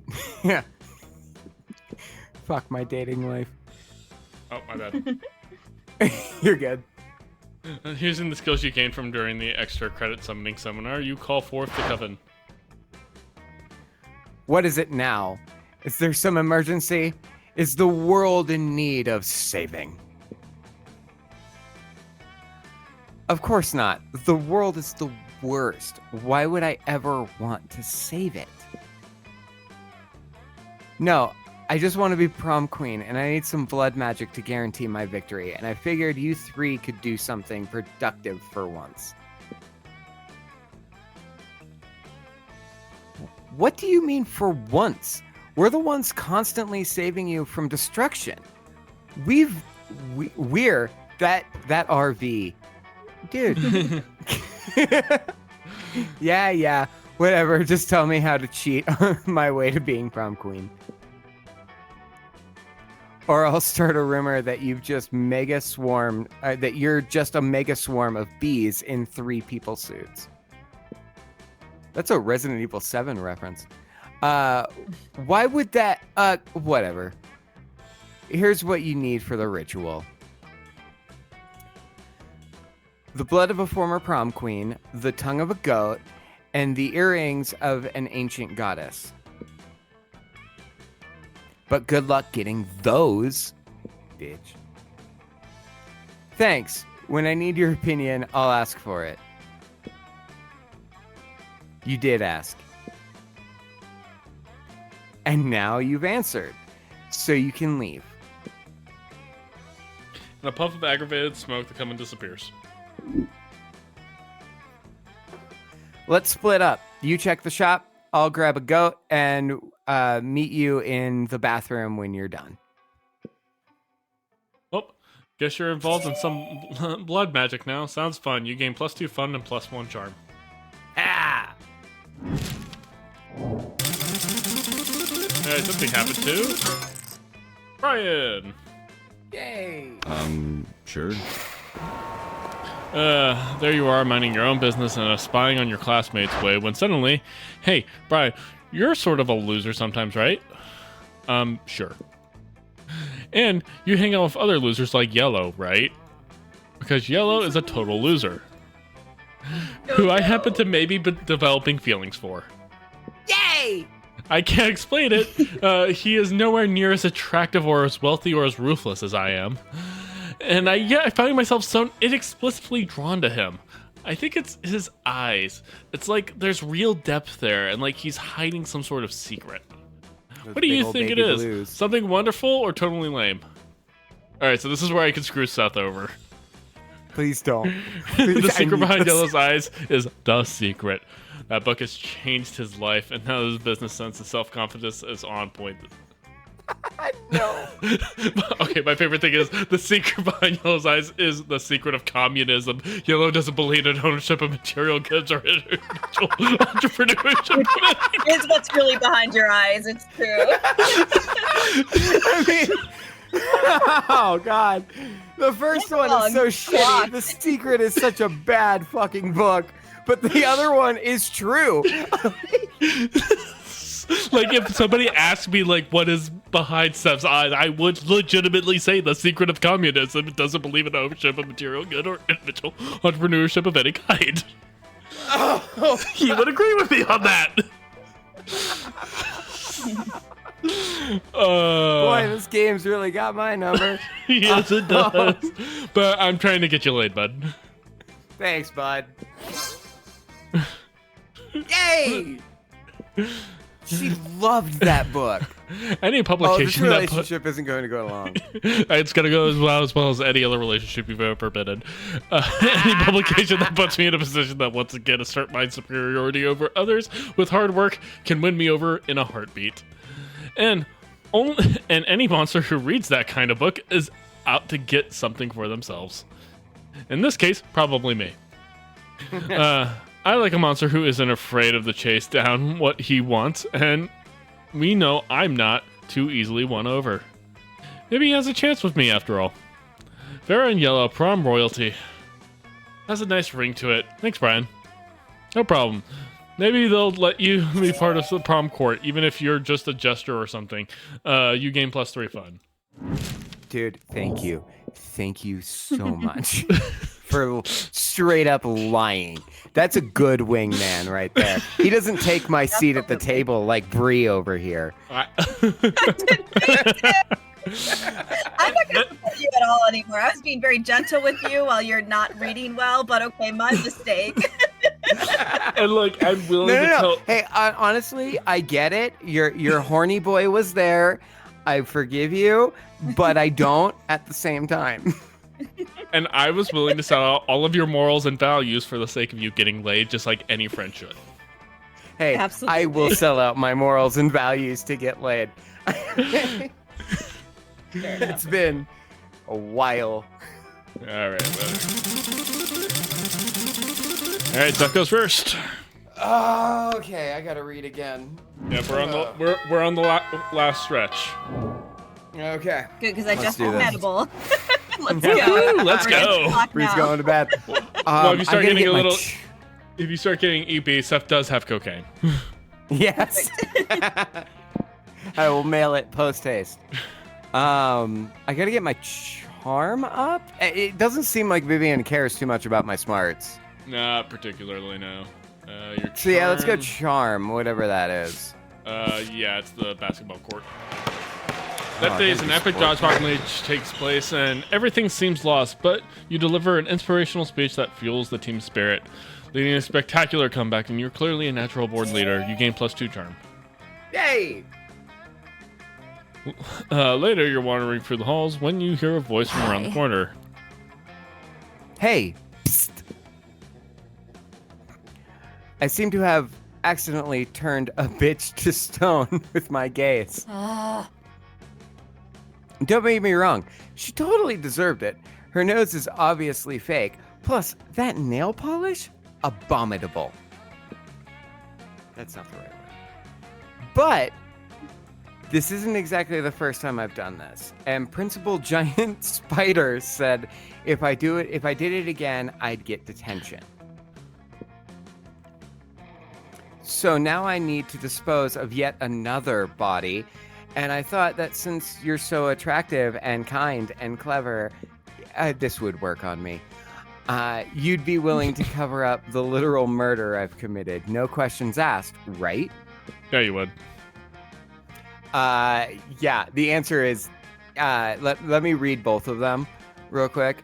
Easy, we'll just dress her up in some stuff from the theater and set her up in the quad like she's a new art piece.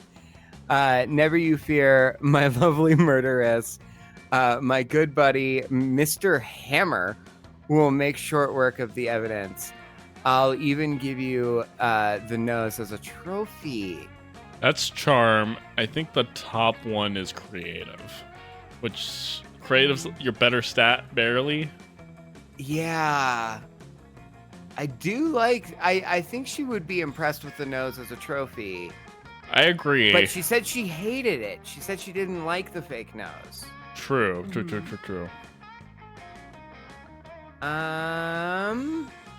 I would go with one to be safe.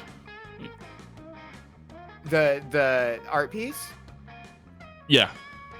Yeah, let's I'll do go that. 2, but you do you.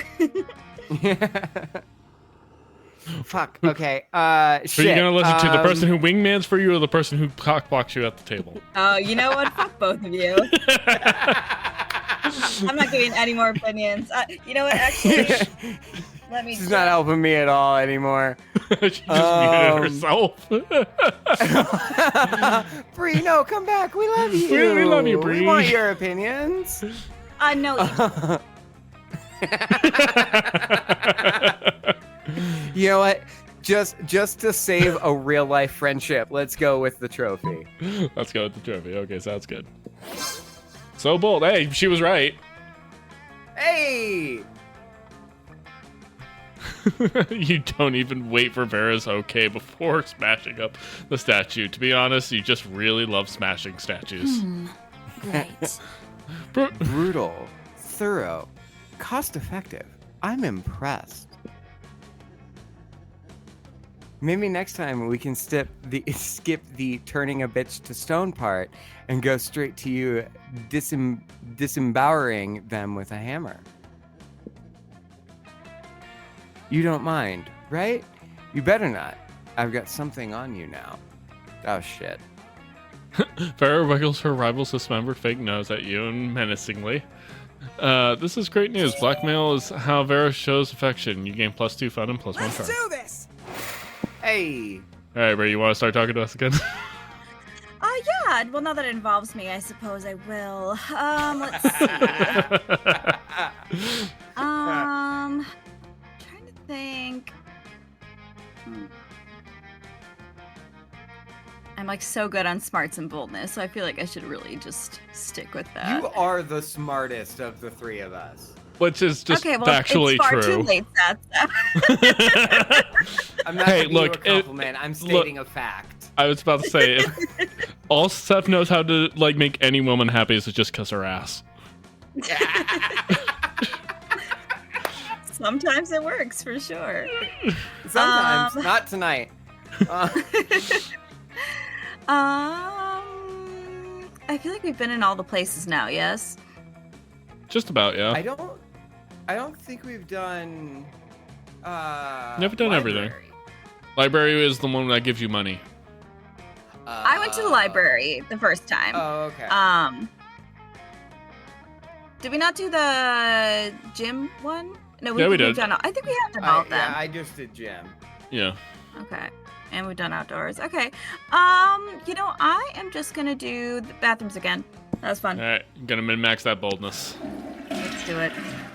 That day you skip class and just hang out in the bathroom because you respect no authority. And while in the bathroom, you tell yourself in the mirror that you're so bold you would kill a tiny big-eyed turtle with your bare hands. That doesn't sound like Bray. I would not do that. That monstrous ass would instantly give you +500 boldness. But come on, you're just talking to yourself in the mirror. What's in the merit in that? You know what? You can keep 2 boldness. Anyways, for saying that to yourself out loud. Out of the corner of your eye, you notice Damien playing with a big knife, and he's trying to figure out where to stab himself. What a noob. Hey, why'd you stop me? I was about to give myself a sweet body mod.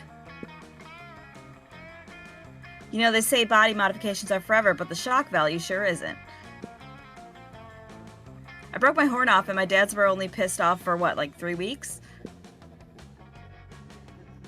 Maybe I'm just not going hard enough. I need something that will really freak everybody off, like a tattoo on my, a tattoo of my face on my face. No, too subtle. Hey, you look like a deviant. Got any good ideas for sick body mod? Let's see. You're thinking too big. It's in the tiny details that really freak people out. How about a tattoo of your face on the tip of your tongue, and then gun hands? I think gun hands is your bold option. Yeah, the first one's too subtle. He doesn't like subtle, and gun hands are pretty bold. So. All right, gun hands it is. So bold. Hey. Fuck me, why didn't I think of that? Half the killer robots at the school have gun hands, and they're fucking sweet. Like, I really only use my hands for hurting people anyway. Why do I need all these fingers for? Catch you later. I'm gonna go chop off my hands with a meat cleaver and say hello to bullet handshakes. I love it. You only need 2 fingers to finger, right? Goddamn right. Later you find Damien in the hall punching lockers with his surprisingly regular hands. It's so unfair. They won't sell me gun hands just because I've done a few too many murders. I guess it's just you and me and our regular hands against the system. You're actually sort of relieved that Damien didn't end up with gun hands. Plus, helping him beat up half the school to blow off steam is really bonding experience. You gain +2 fun and +1 boldness. Sure. I gotta be honest. I didn't realize he meant literal gun hands. I thought it was just chopping off 2 fingers so that he would always only have finger guns. Oh, literal gun hands. Yeah. Oh, Seth, you sweet baby child. Yeah, a sweet summer child. Tell me of Sir Duncan the Tall. Okay. Well, I can't do boldness. Guess I'm gonna just go to a dance party. That day during research, you start a half-hour rave that goes full crazy. You casually start chatting with Juan the small magical cat, and you start telling him about the hilarious story of what happened last summer at Monster Camp. You know which one? The one involving the beehive and the blow-up doll and the president and the penguin mask and the mystery of the Goblin King? I think that's in the Epstein files. Oh, yeah, absolutely, 100% is.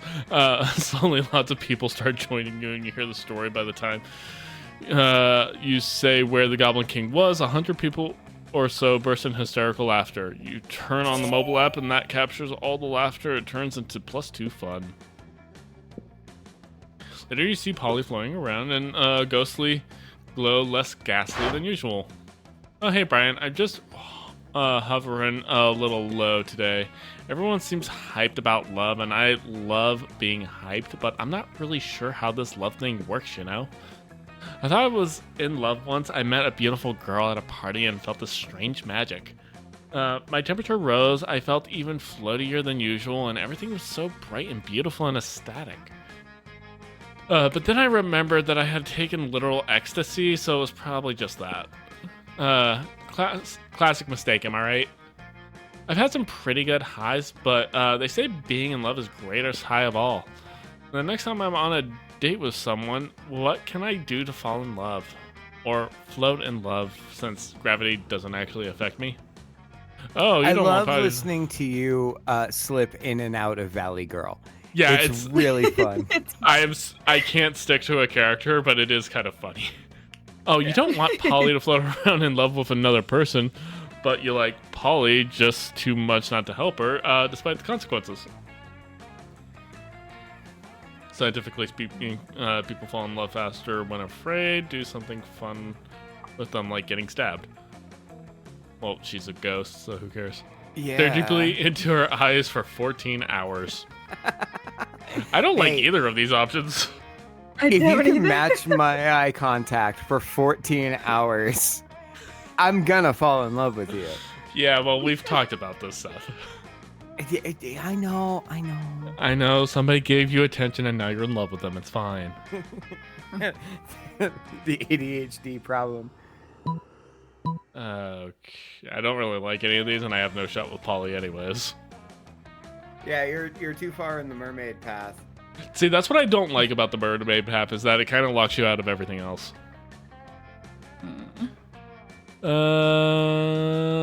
Yeah, sure, let's go 14 hours. Yep, yeah, I figured that. That's fine. Yes, of course, I say the eyes are the windows to the soul, and of course I'm dead, so I don't actually have literal physical eyes or a body, or I'm just a soul. But what a perfect way to see it, to the soul of someone who does have a body. Thanks, Brian. With that, Polly disappears and literally to begin her soul-searching quest for love. She's cast up a few days later. Well, there you are, Brian. Thanks for ruining my afterlife. Went on a date with a super cute demon girl and had a great time, and afterwards we went back to my place and I took all of our clothes off and stared into each other's eyes for 14 hours just like you said. And now everything is terrible. Turns out that when a demon and a ghost lock eyes for 14 hours, they end up developing psychic connection. So now all day I'm trying to focus in class. Okay, that's not true. I'm trying to troll people on the internet. And this bitch, his thoughts keep popping up in my head like, oh, I'm hungry. I need to pee. I'm too cold here. I need to pee. Hello, the whole point of being dead is not having to think about all that stupid body stuff. And now I have to think about it all day.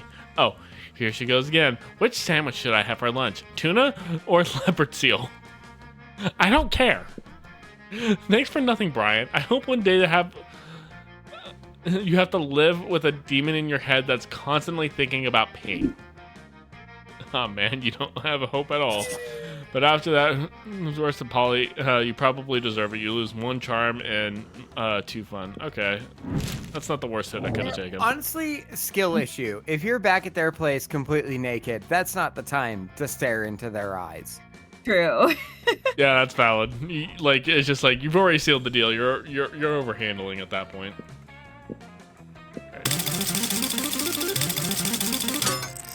All right, let's go.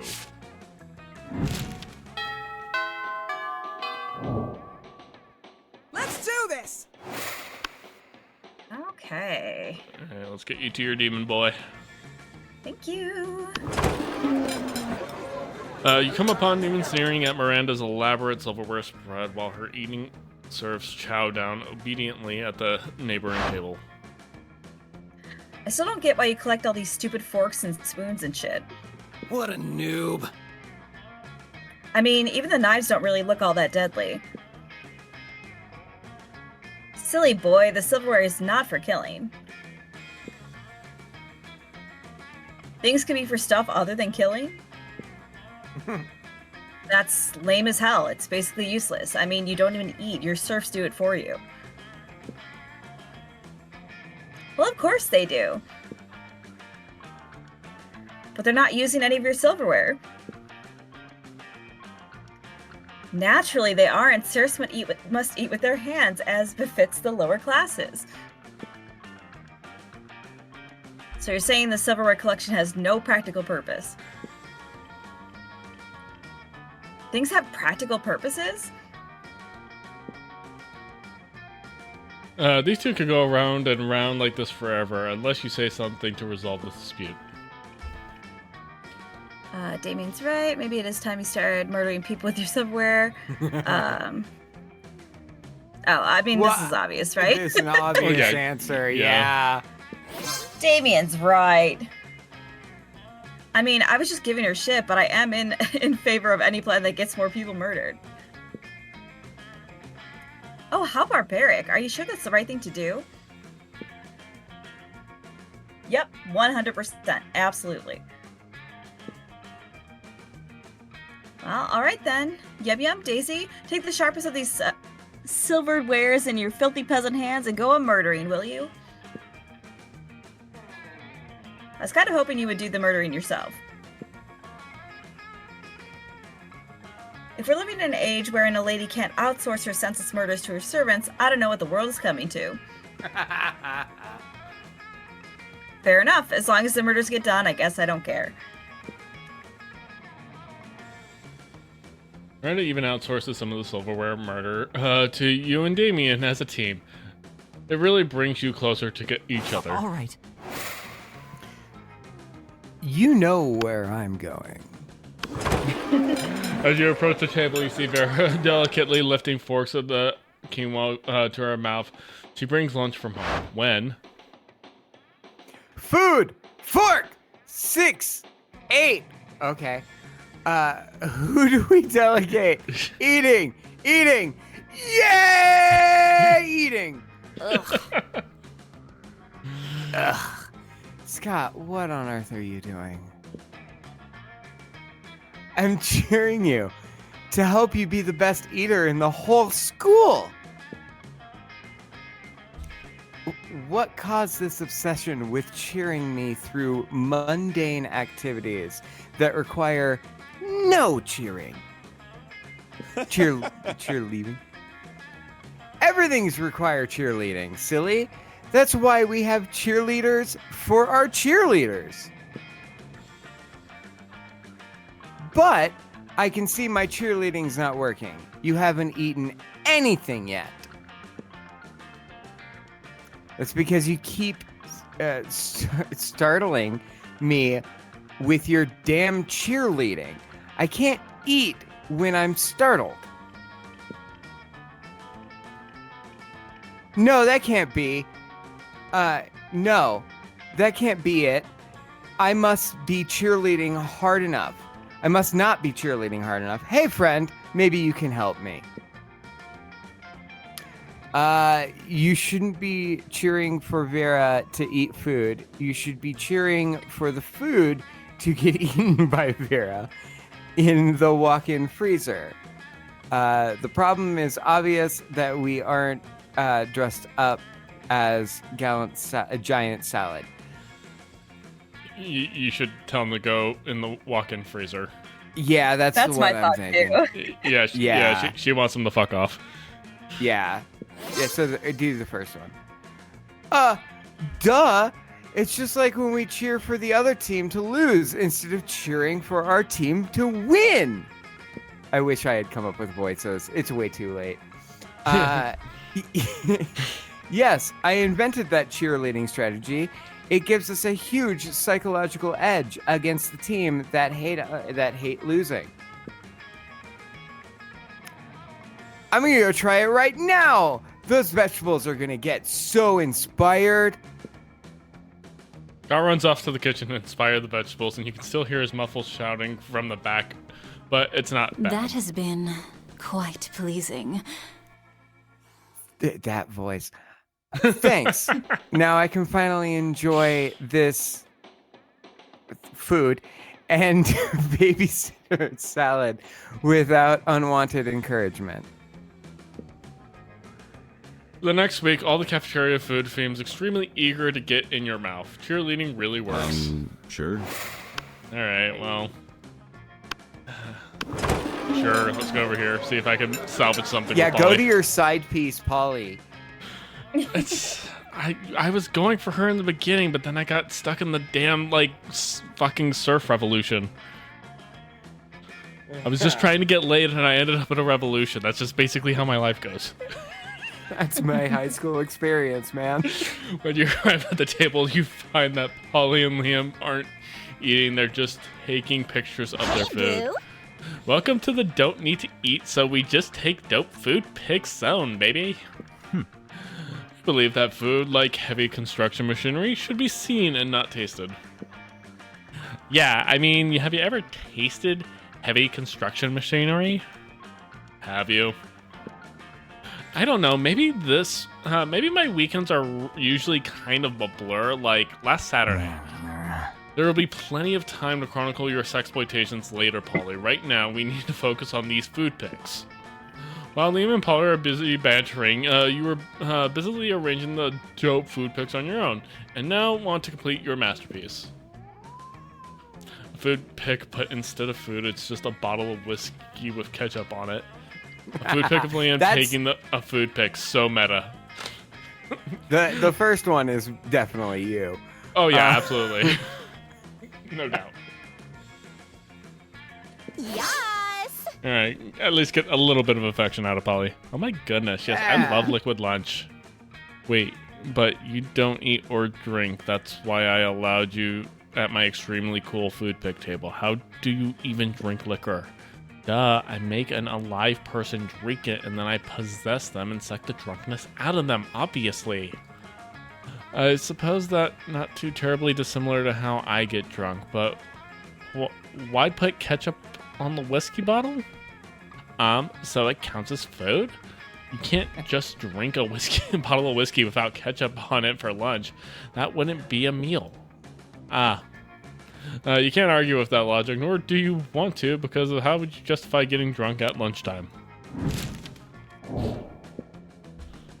I swear I went to high school with that vampire twink.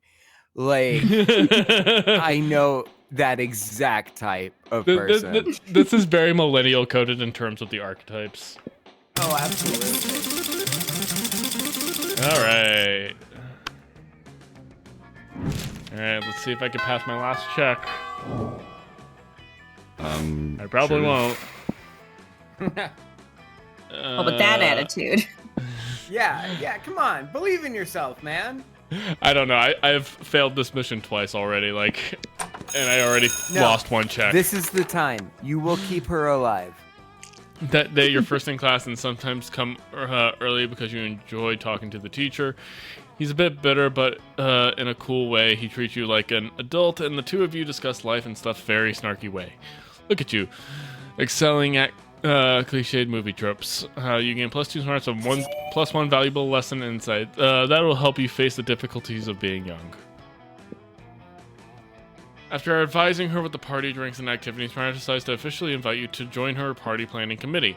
Of course, Miranda's invitation is an official draft notice, including death threats or refusal of tardiness, and an armor guard detail to fetch you for an immediate emergency meeting. Greetings and salutations. I'm so glad you can make it. Welcome you two to our official planning meeting for Winter Surf Party.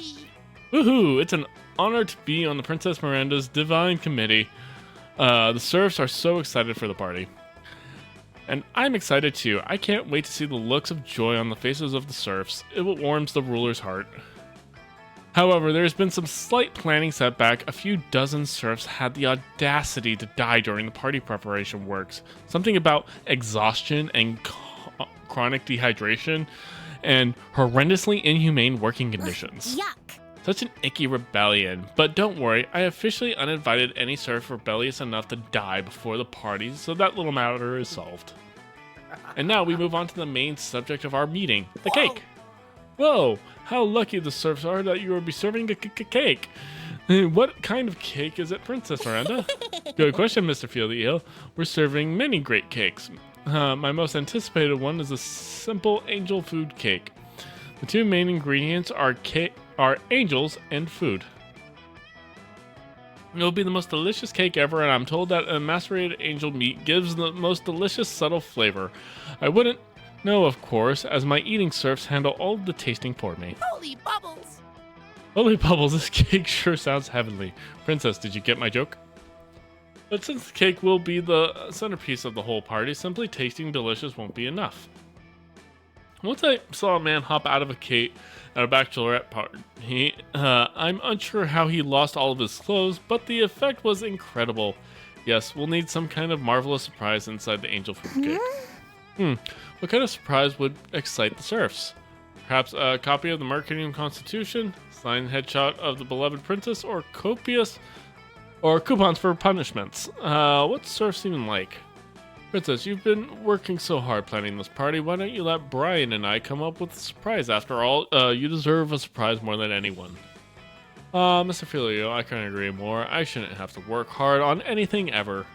But I don't want to make it too easy on you, so I demand that the cake contains 2 surprises inside. Each one of you should come up with 1 surprise. Oh, I assure you, Princess, you will be surprised. Your face will be painted with the shock so intense that the bells of justice shall finally ring across the watery valleys of the Mer Kingdom. Au revoir. Perfect. That's what I'm going for. Well, then I'm off to prepare for the party. Prepare for my party guillotine. Oh, don't worry. It's only for tardy serfs. Comrade Feel is here. Hail, Comrade Fuel is here. The leader of the Mer Rebellion. Once again, I have leveraged my political position with the princess. My stage is set for our coup. This party shall be the start of a new age, an age of reason, an age of freedom, the age of the new Mer Kingdom. I shall use the ridiculous cake surprise scenario to plant a deadly and vicious assassin inside the dessert itself. When Princess Miranda slices into the cake, our assassins will slice into her. Freedom for the serfs, death to the princess. We shall toast to the rise of the proletariat. Feel the eel is such a party pooper. If you wish, you can plan some kind of second cake surprise, as the princess mentioned, but whatever you do, she will not live to see it. My assassins shall end her faster Then she ended the life of my brother, Mr. Jalil the Ill. Glory to the new Mer Kingdom. How shall she on the morrow, comrade? Glory to the new Mer Kingdom. Mr. Filial slithers away. Quick, come up with a counter surprise that will neutralize Mr. Filial's deadly cake assassins. Oh, very convincing propaganda in favor of royalty. The assassin's grandma. In order to... I like the assassin's grandma. I do too. I've done that one and failed. I don't remember specifically what stat it's pulling off of. Okay. Both of these have failed for me in the past, so like it's not an either or. It's literally just what my stats. Oh, interesting. Yeah. Yeah. I mean, I feel like the first one makes me think charm. I don't know what the second one is like. Maybe boldness. I don't Yeah. know. I'm feel just like- flying by the seat of my pants here. I feel this one's like creativity. Yeah, maybe that. Yeah. You're good in. You have good stats in. Well, you know, let's see what I get. Yeah, the propaganda No. should also be okay. Well, I got it killed, guys. Well, I Well, you mean, tried. After some masterful suffering, We you work tried to to discover keep the the identity of horror Mr. alive. Filial's assassins. He's hired an actual specter of communism. This ghost loves common ownership of the means of production, and he assassinates as a side gig on the weekends. So Seth? dream gig, dream job. Honestly, Are they hiring?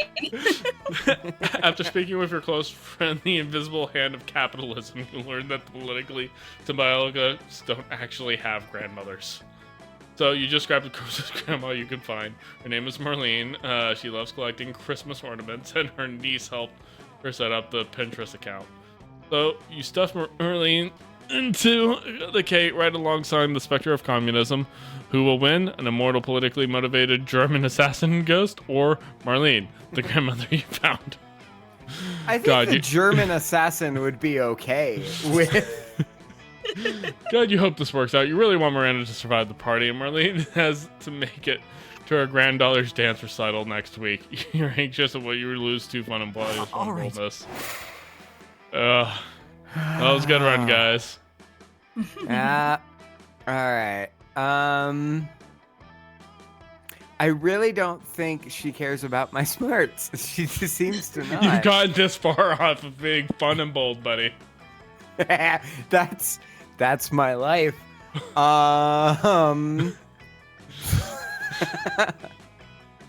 Yeah, I haven't been to the gym yet. Let's go to have I been to the gym? Yeah, you did. Yeah, because I play dodgeball. Let's go to the library. I haven't been there yet. Well, you're broke, so you need some money. Yeah. Spend that day sometime in libraries, PCs, mining some bitcoins. This is supposed to have something to do with solving algorithms and the rise of cryptocurrency, but you guess that nobody actually has any fucking idea how it really works. Anyways, you gain plus 2 bitcoin, which equals about $2 million, which Nice. unfortunately is equal to monster dollars, so $2. I'll take it. You turn around and find Vera staring at you. This often happens, but for some reason, it's not a death stare this time. She actually looks Oh, I kind of missed the happy to death stare. see you. Weird. You decide to do what you do best. Push your luck. Finally, if you'd taken any longer to come over, I would have had to have my minions drag you over here. Listen, my date for tonight was unexpectedly eaten by vultures. Totally not my fault. Anyway, I need to fill the slot somehow, and I thought maybe you could recommend one of your more attractive friends. Wow, this feels like Seth's real life. Brutal. Oh, it's high school all over again. Ha ha ha. Just kidding, darling. You're not half bad. But seriously, meet me at the Thousand Arms at 9:15 p.m. or the vultures will eat twice today. Did Vera just ask you on a date? She did. This is like Christmas and whatever damn month it is right now.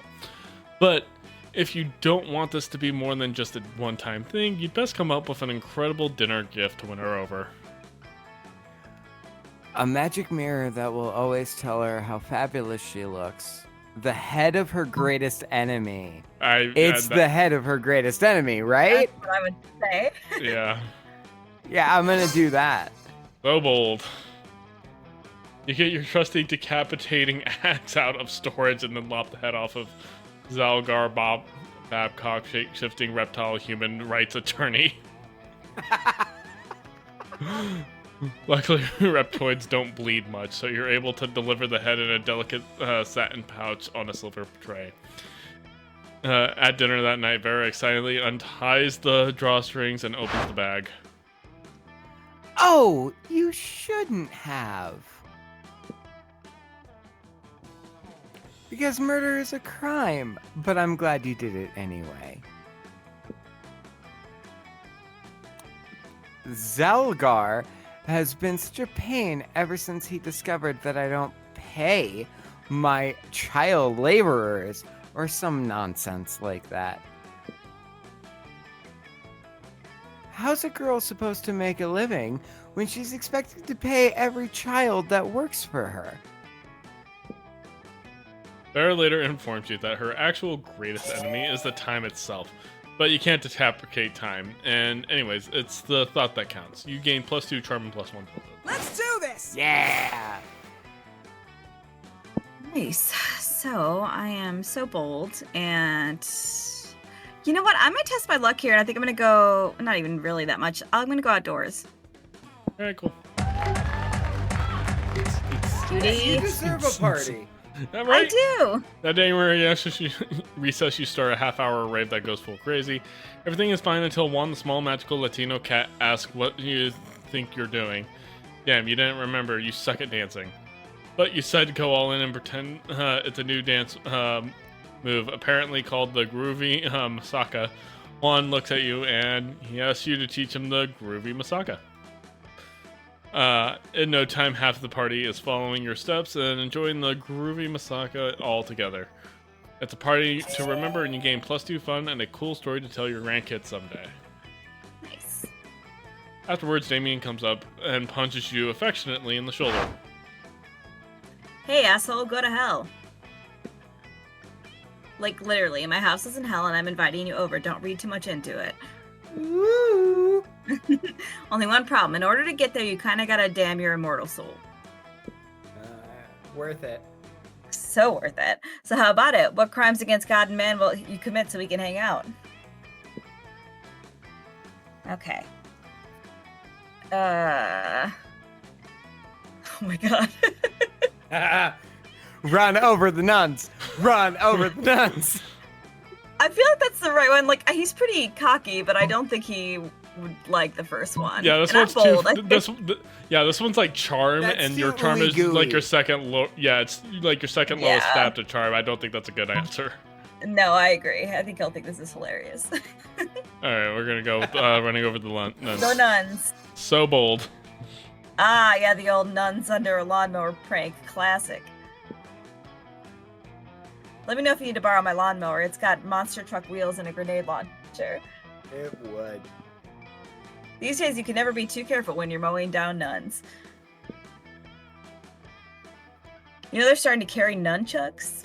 That's a horrible joke. What is the world coming to? With help of Damien's Immediate ick nun from mower, that you're joke. able to give a whole covenant of nuns, even if they are all black belts in ninjutsu. You gain +2 fun and +1 money from the collection plate. Oh, and he stole from the church. That's awesome. Yay! It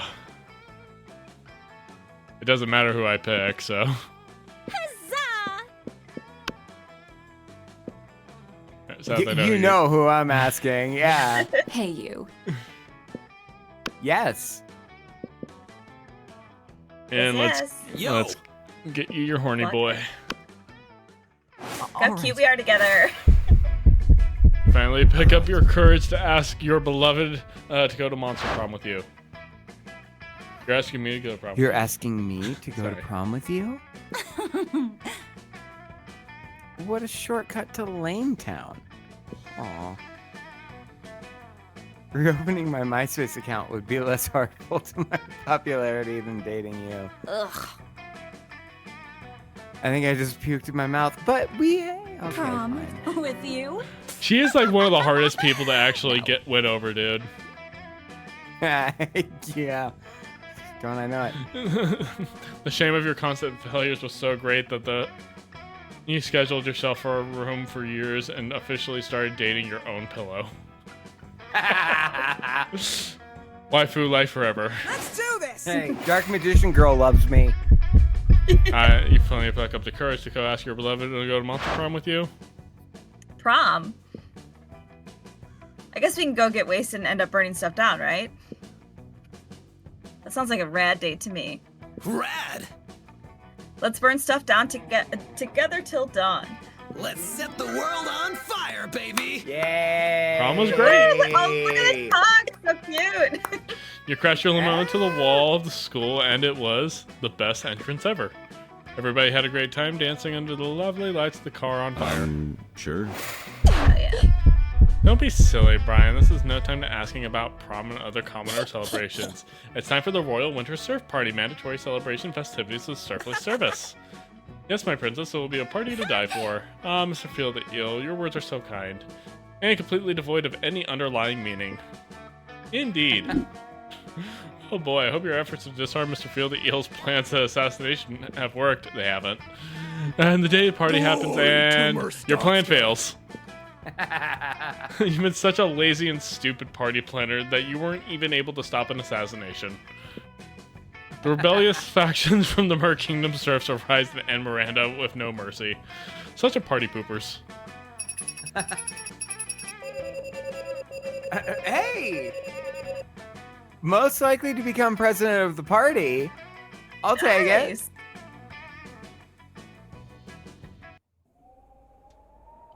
Well, I got laid, so.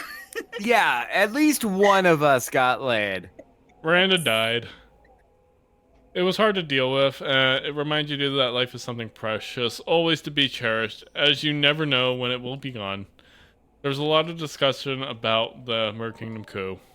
Nobody can deny that the Vanderbilt crown has always imposed a violent tyranny over their kingdom while ruling with an iron fist.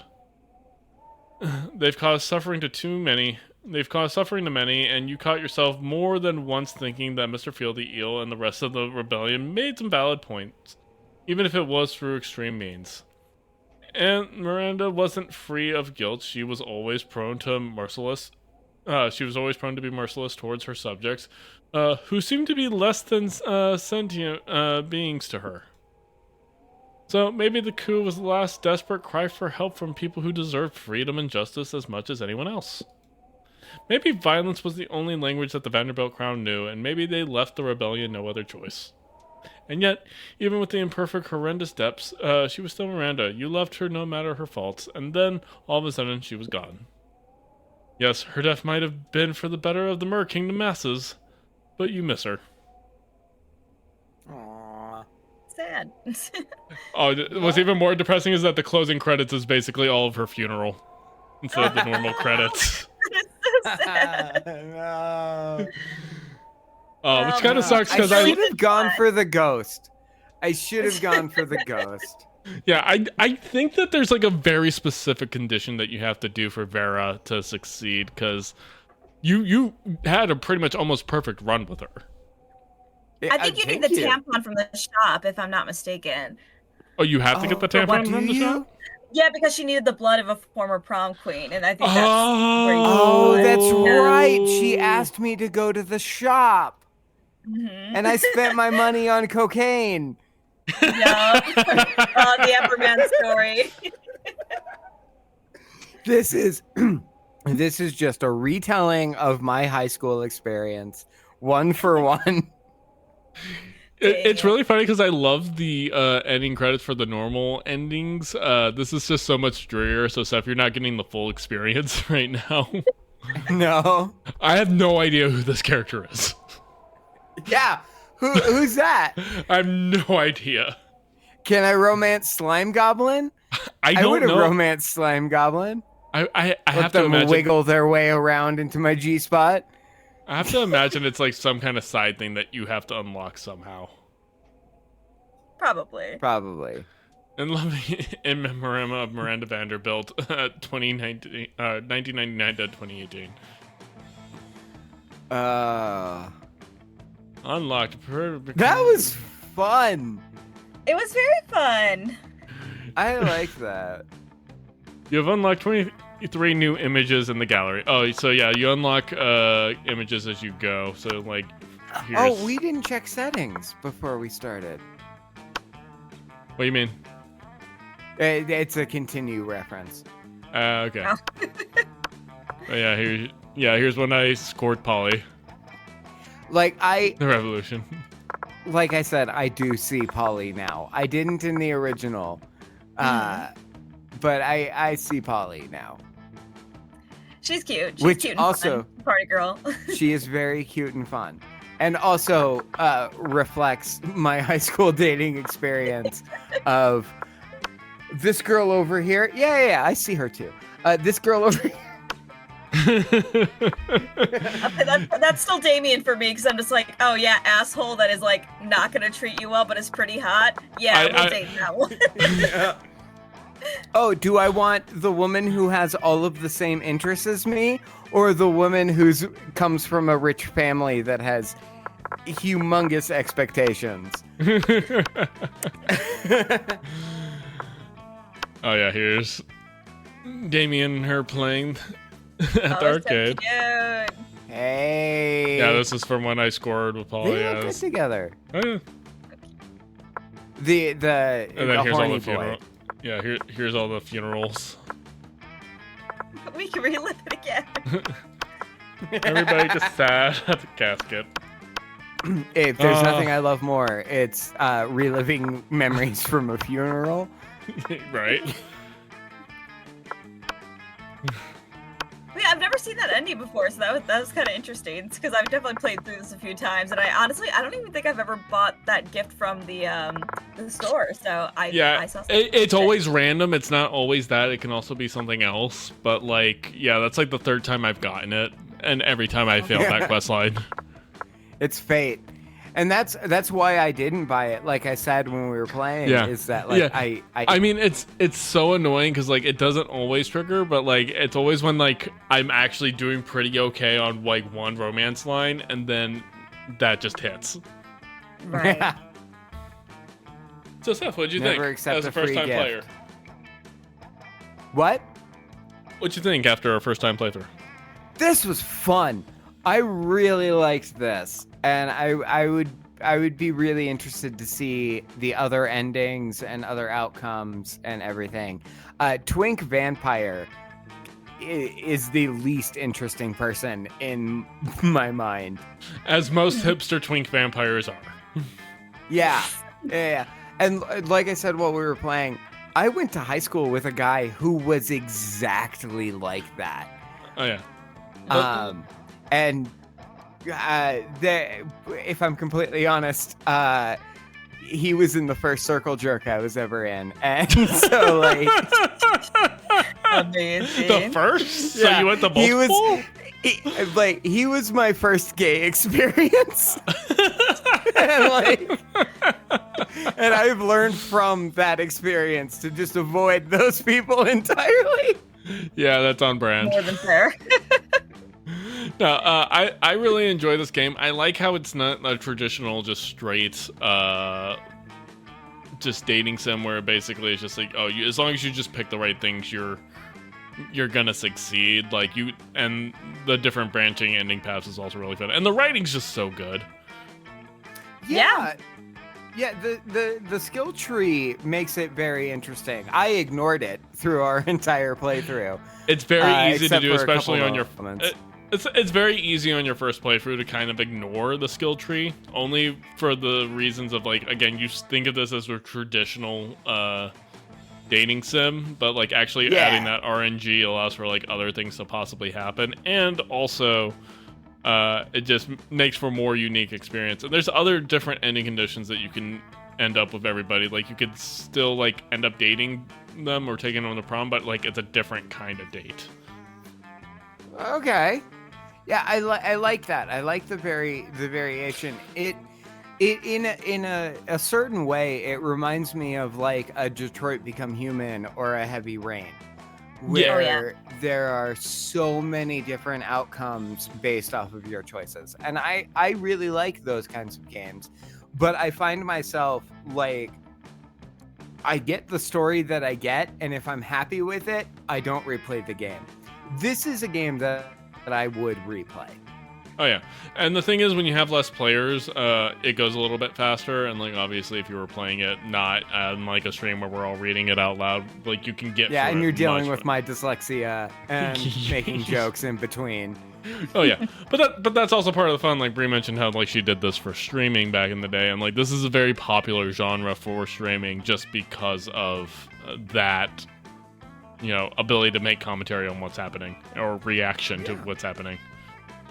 No, this game does definitely feel like it was built for streaming. Well, it's good and I like it. That's what I have to say. And I think the art is so cute. If we haven't mentioned that yet. Oh yeah, it's such a fun art style, and like I kind of like how they went with kind of a more like Scott Pilgrim sort of direction of like high school style kind of thing. And again, like saying like this is definitely more millennial coded more than anything else. Mm-hmm. Like and like you do have some throwbacks to like some classic like, you know, high school teen drama shows type stuff that maybe like Gen X was watching, but like this is these character types feel very much like kind of time and place for like our generation. No, absolutely. Not to mention like the vulgarness of the humor as well. Mm-hmm. Yeah. But no, yeah, the art style, the writing, I was cracking up constantly, as you heard. The writing in this is phenomenal, and the art style is great. Voice acting's good too. I know there's not a lot of it, but they got a lot. I mean, Jacksepticeye was that little eel, so I'm just like, there's a lot of... Jacksepticeye was the eel? Yes. It's so easy to miss. It is so easy to miss. I know he's in Dispatch, which just came out, and that's a game that I've been thinking about checking out. But good for him. Good on him. Yeah. Well, yeah. So, anyways, that's Monster Prom. I love this game. I play this game quite a bit, like as like a really kind of like, I'm just gonna kill about 30 minutes a time, see if I can get a different ending. Played it with my girlfriend before. It's always kind of fun. We're talking about having some of her friends over to play it, kind of like how we did this here, because they like this kind of choose your adventure style. Because I think they play the like Until Dawn sometimes together, which again also similar like choice based type thing where it's just like again like you can kind of get screwed over by the RNG as well. It's not just making the right decisions every single time. And like even like just making a screw up early on is just like will lock you out of stuff as you go. But yeah, I need to replay Until Dawn. I never finished it, but it was good. I like that one a lot. Yep. Well, anyways, hope people enjoy this playthrough format that we will kind of try. I thought it was a lot of fun. I think it had allowed for a lot of like first reactions and opportunities. Anyways, I enjoyed this a lot. This was really fun. Whose turn is it? Is it Bree's turn for homework? It's my turn. Yeah, because I did the last episode. All right, Bree, what's our homework? We're finally gonna do it, friends. I think I've put it off for long enough. We're gonna do Has Been Hotel season 2. I know. I do want to mention because I know I was like, oh, it'd be in an ideal world, I would love for you to rewatch season 1. That is not a requirement. I did forget that they have like a recap video if you like really just want to do that. So definitely season 2 if you have time. Season 1, but if you can't do season 1, I would at least watch the recap video. It's like 2 minutes long. I'm excited to talk about it. Yeah, right. I'm excited to watch it because I've specifically waited to watch it because I knew we were going to do it for the show. Yep. Perfect. Same here. So I'm looking forward to it. So anyways, that is our show. I am that I am that Seth. No, that's that Seth who's not on camera. You can't see it. You do not want to be that Seth. Trust me. Well, I'm not gonna go after girl bosses who basically don't respect me, Seth. Anyways, there's that Seth 23. We have Recurring Load. I'm TCK Media on most platforms, and that is our show. And we will see you guys next time. Bye.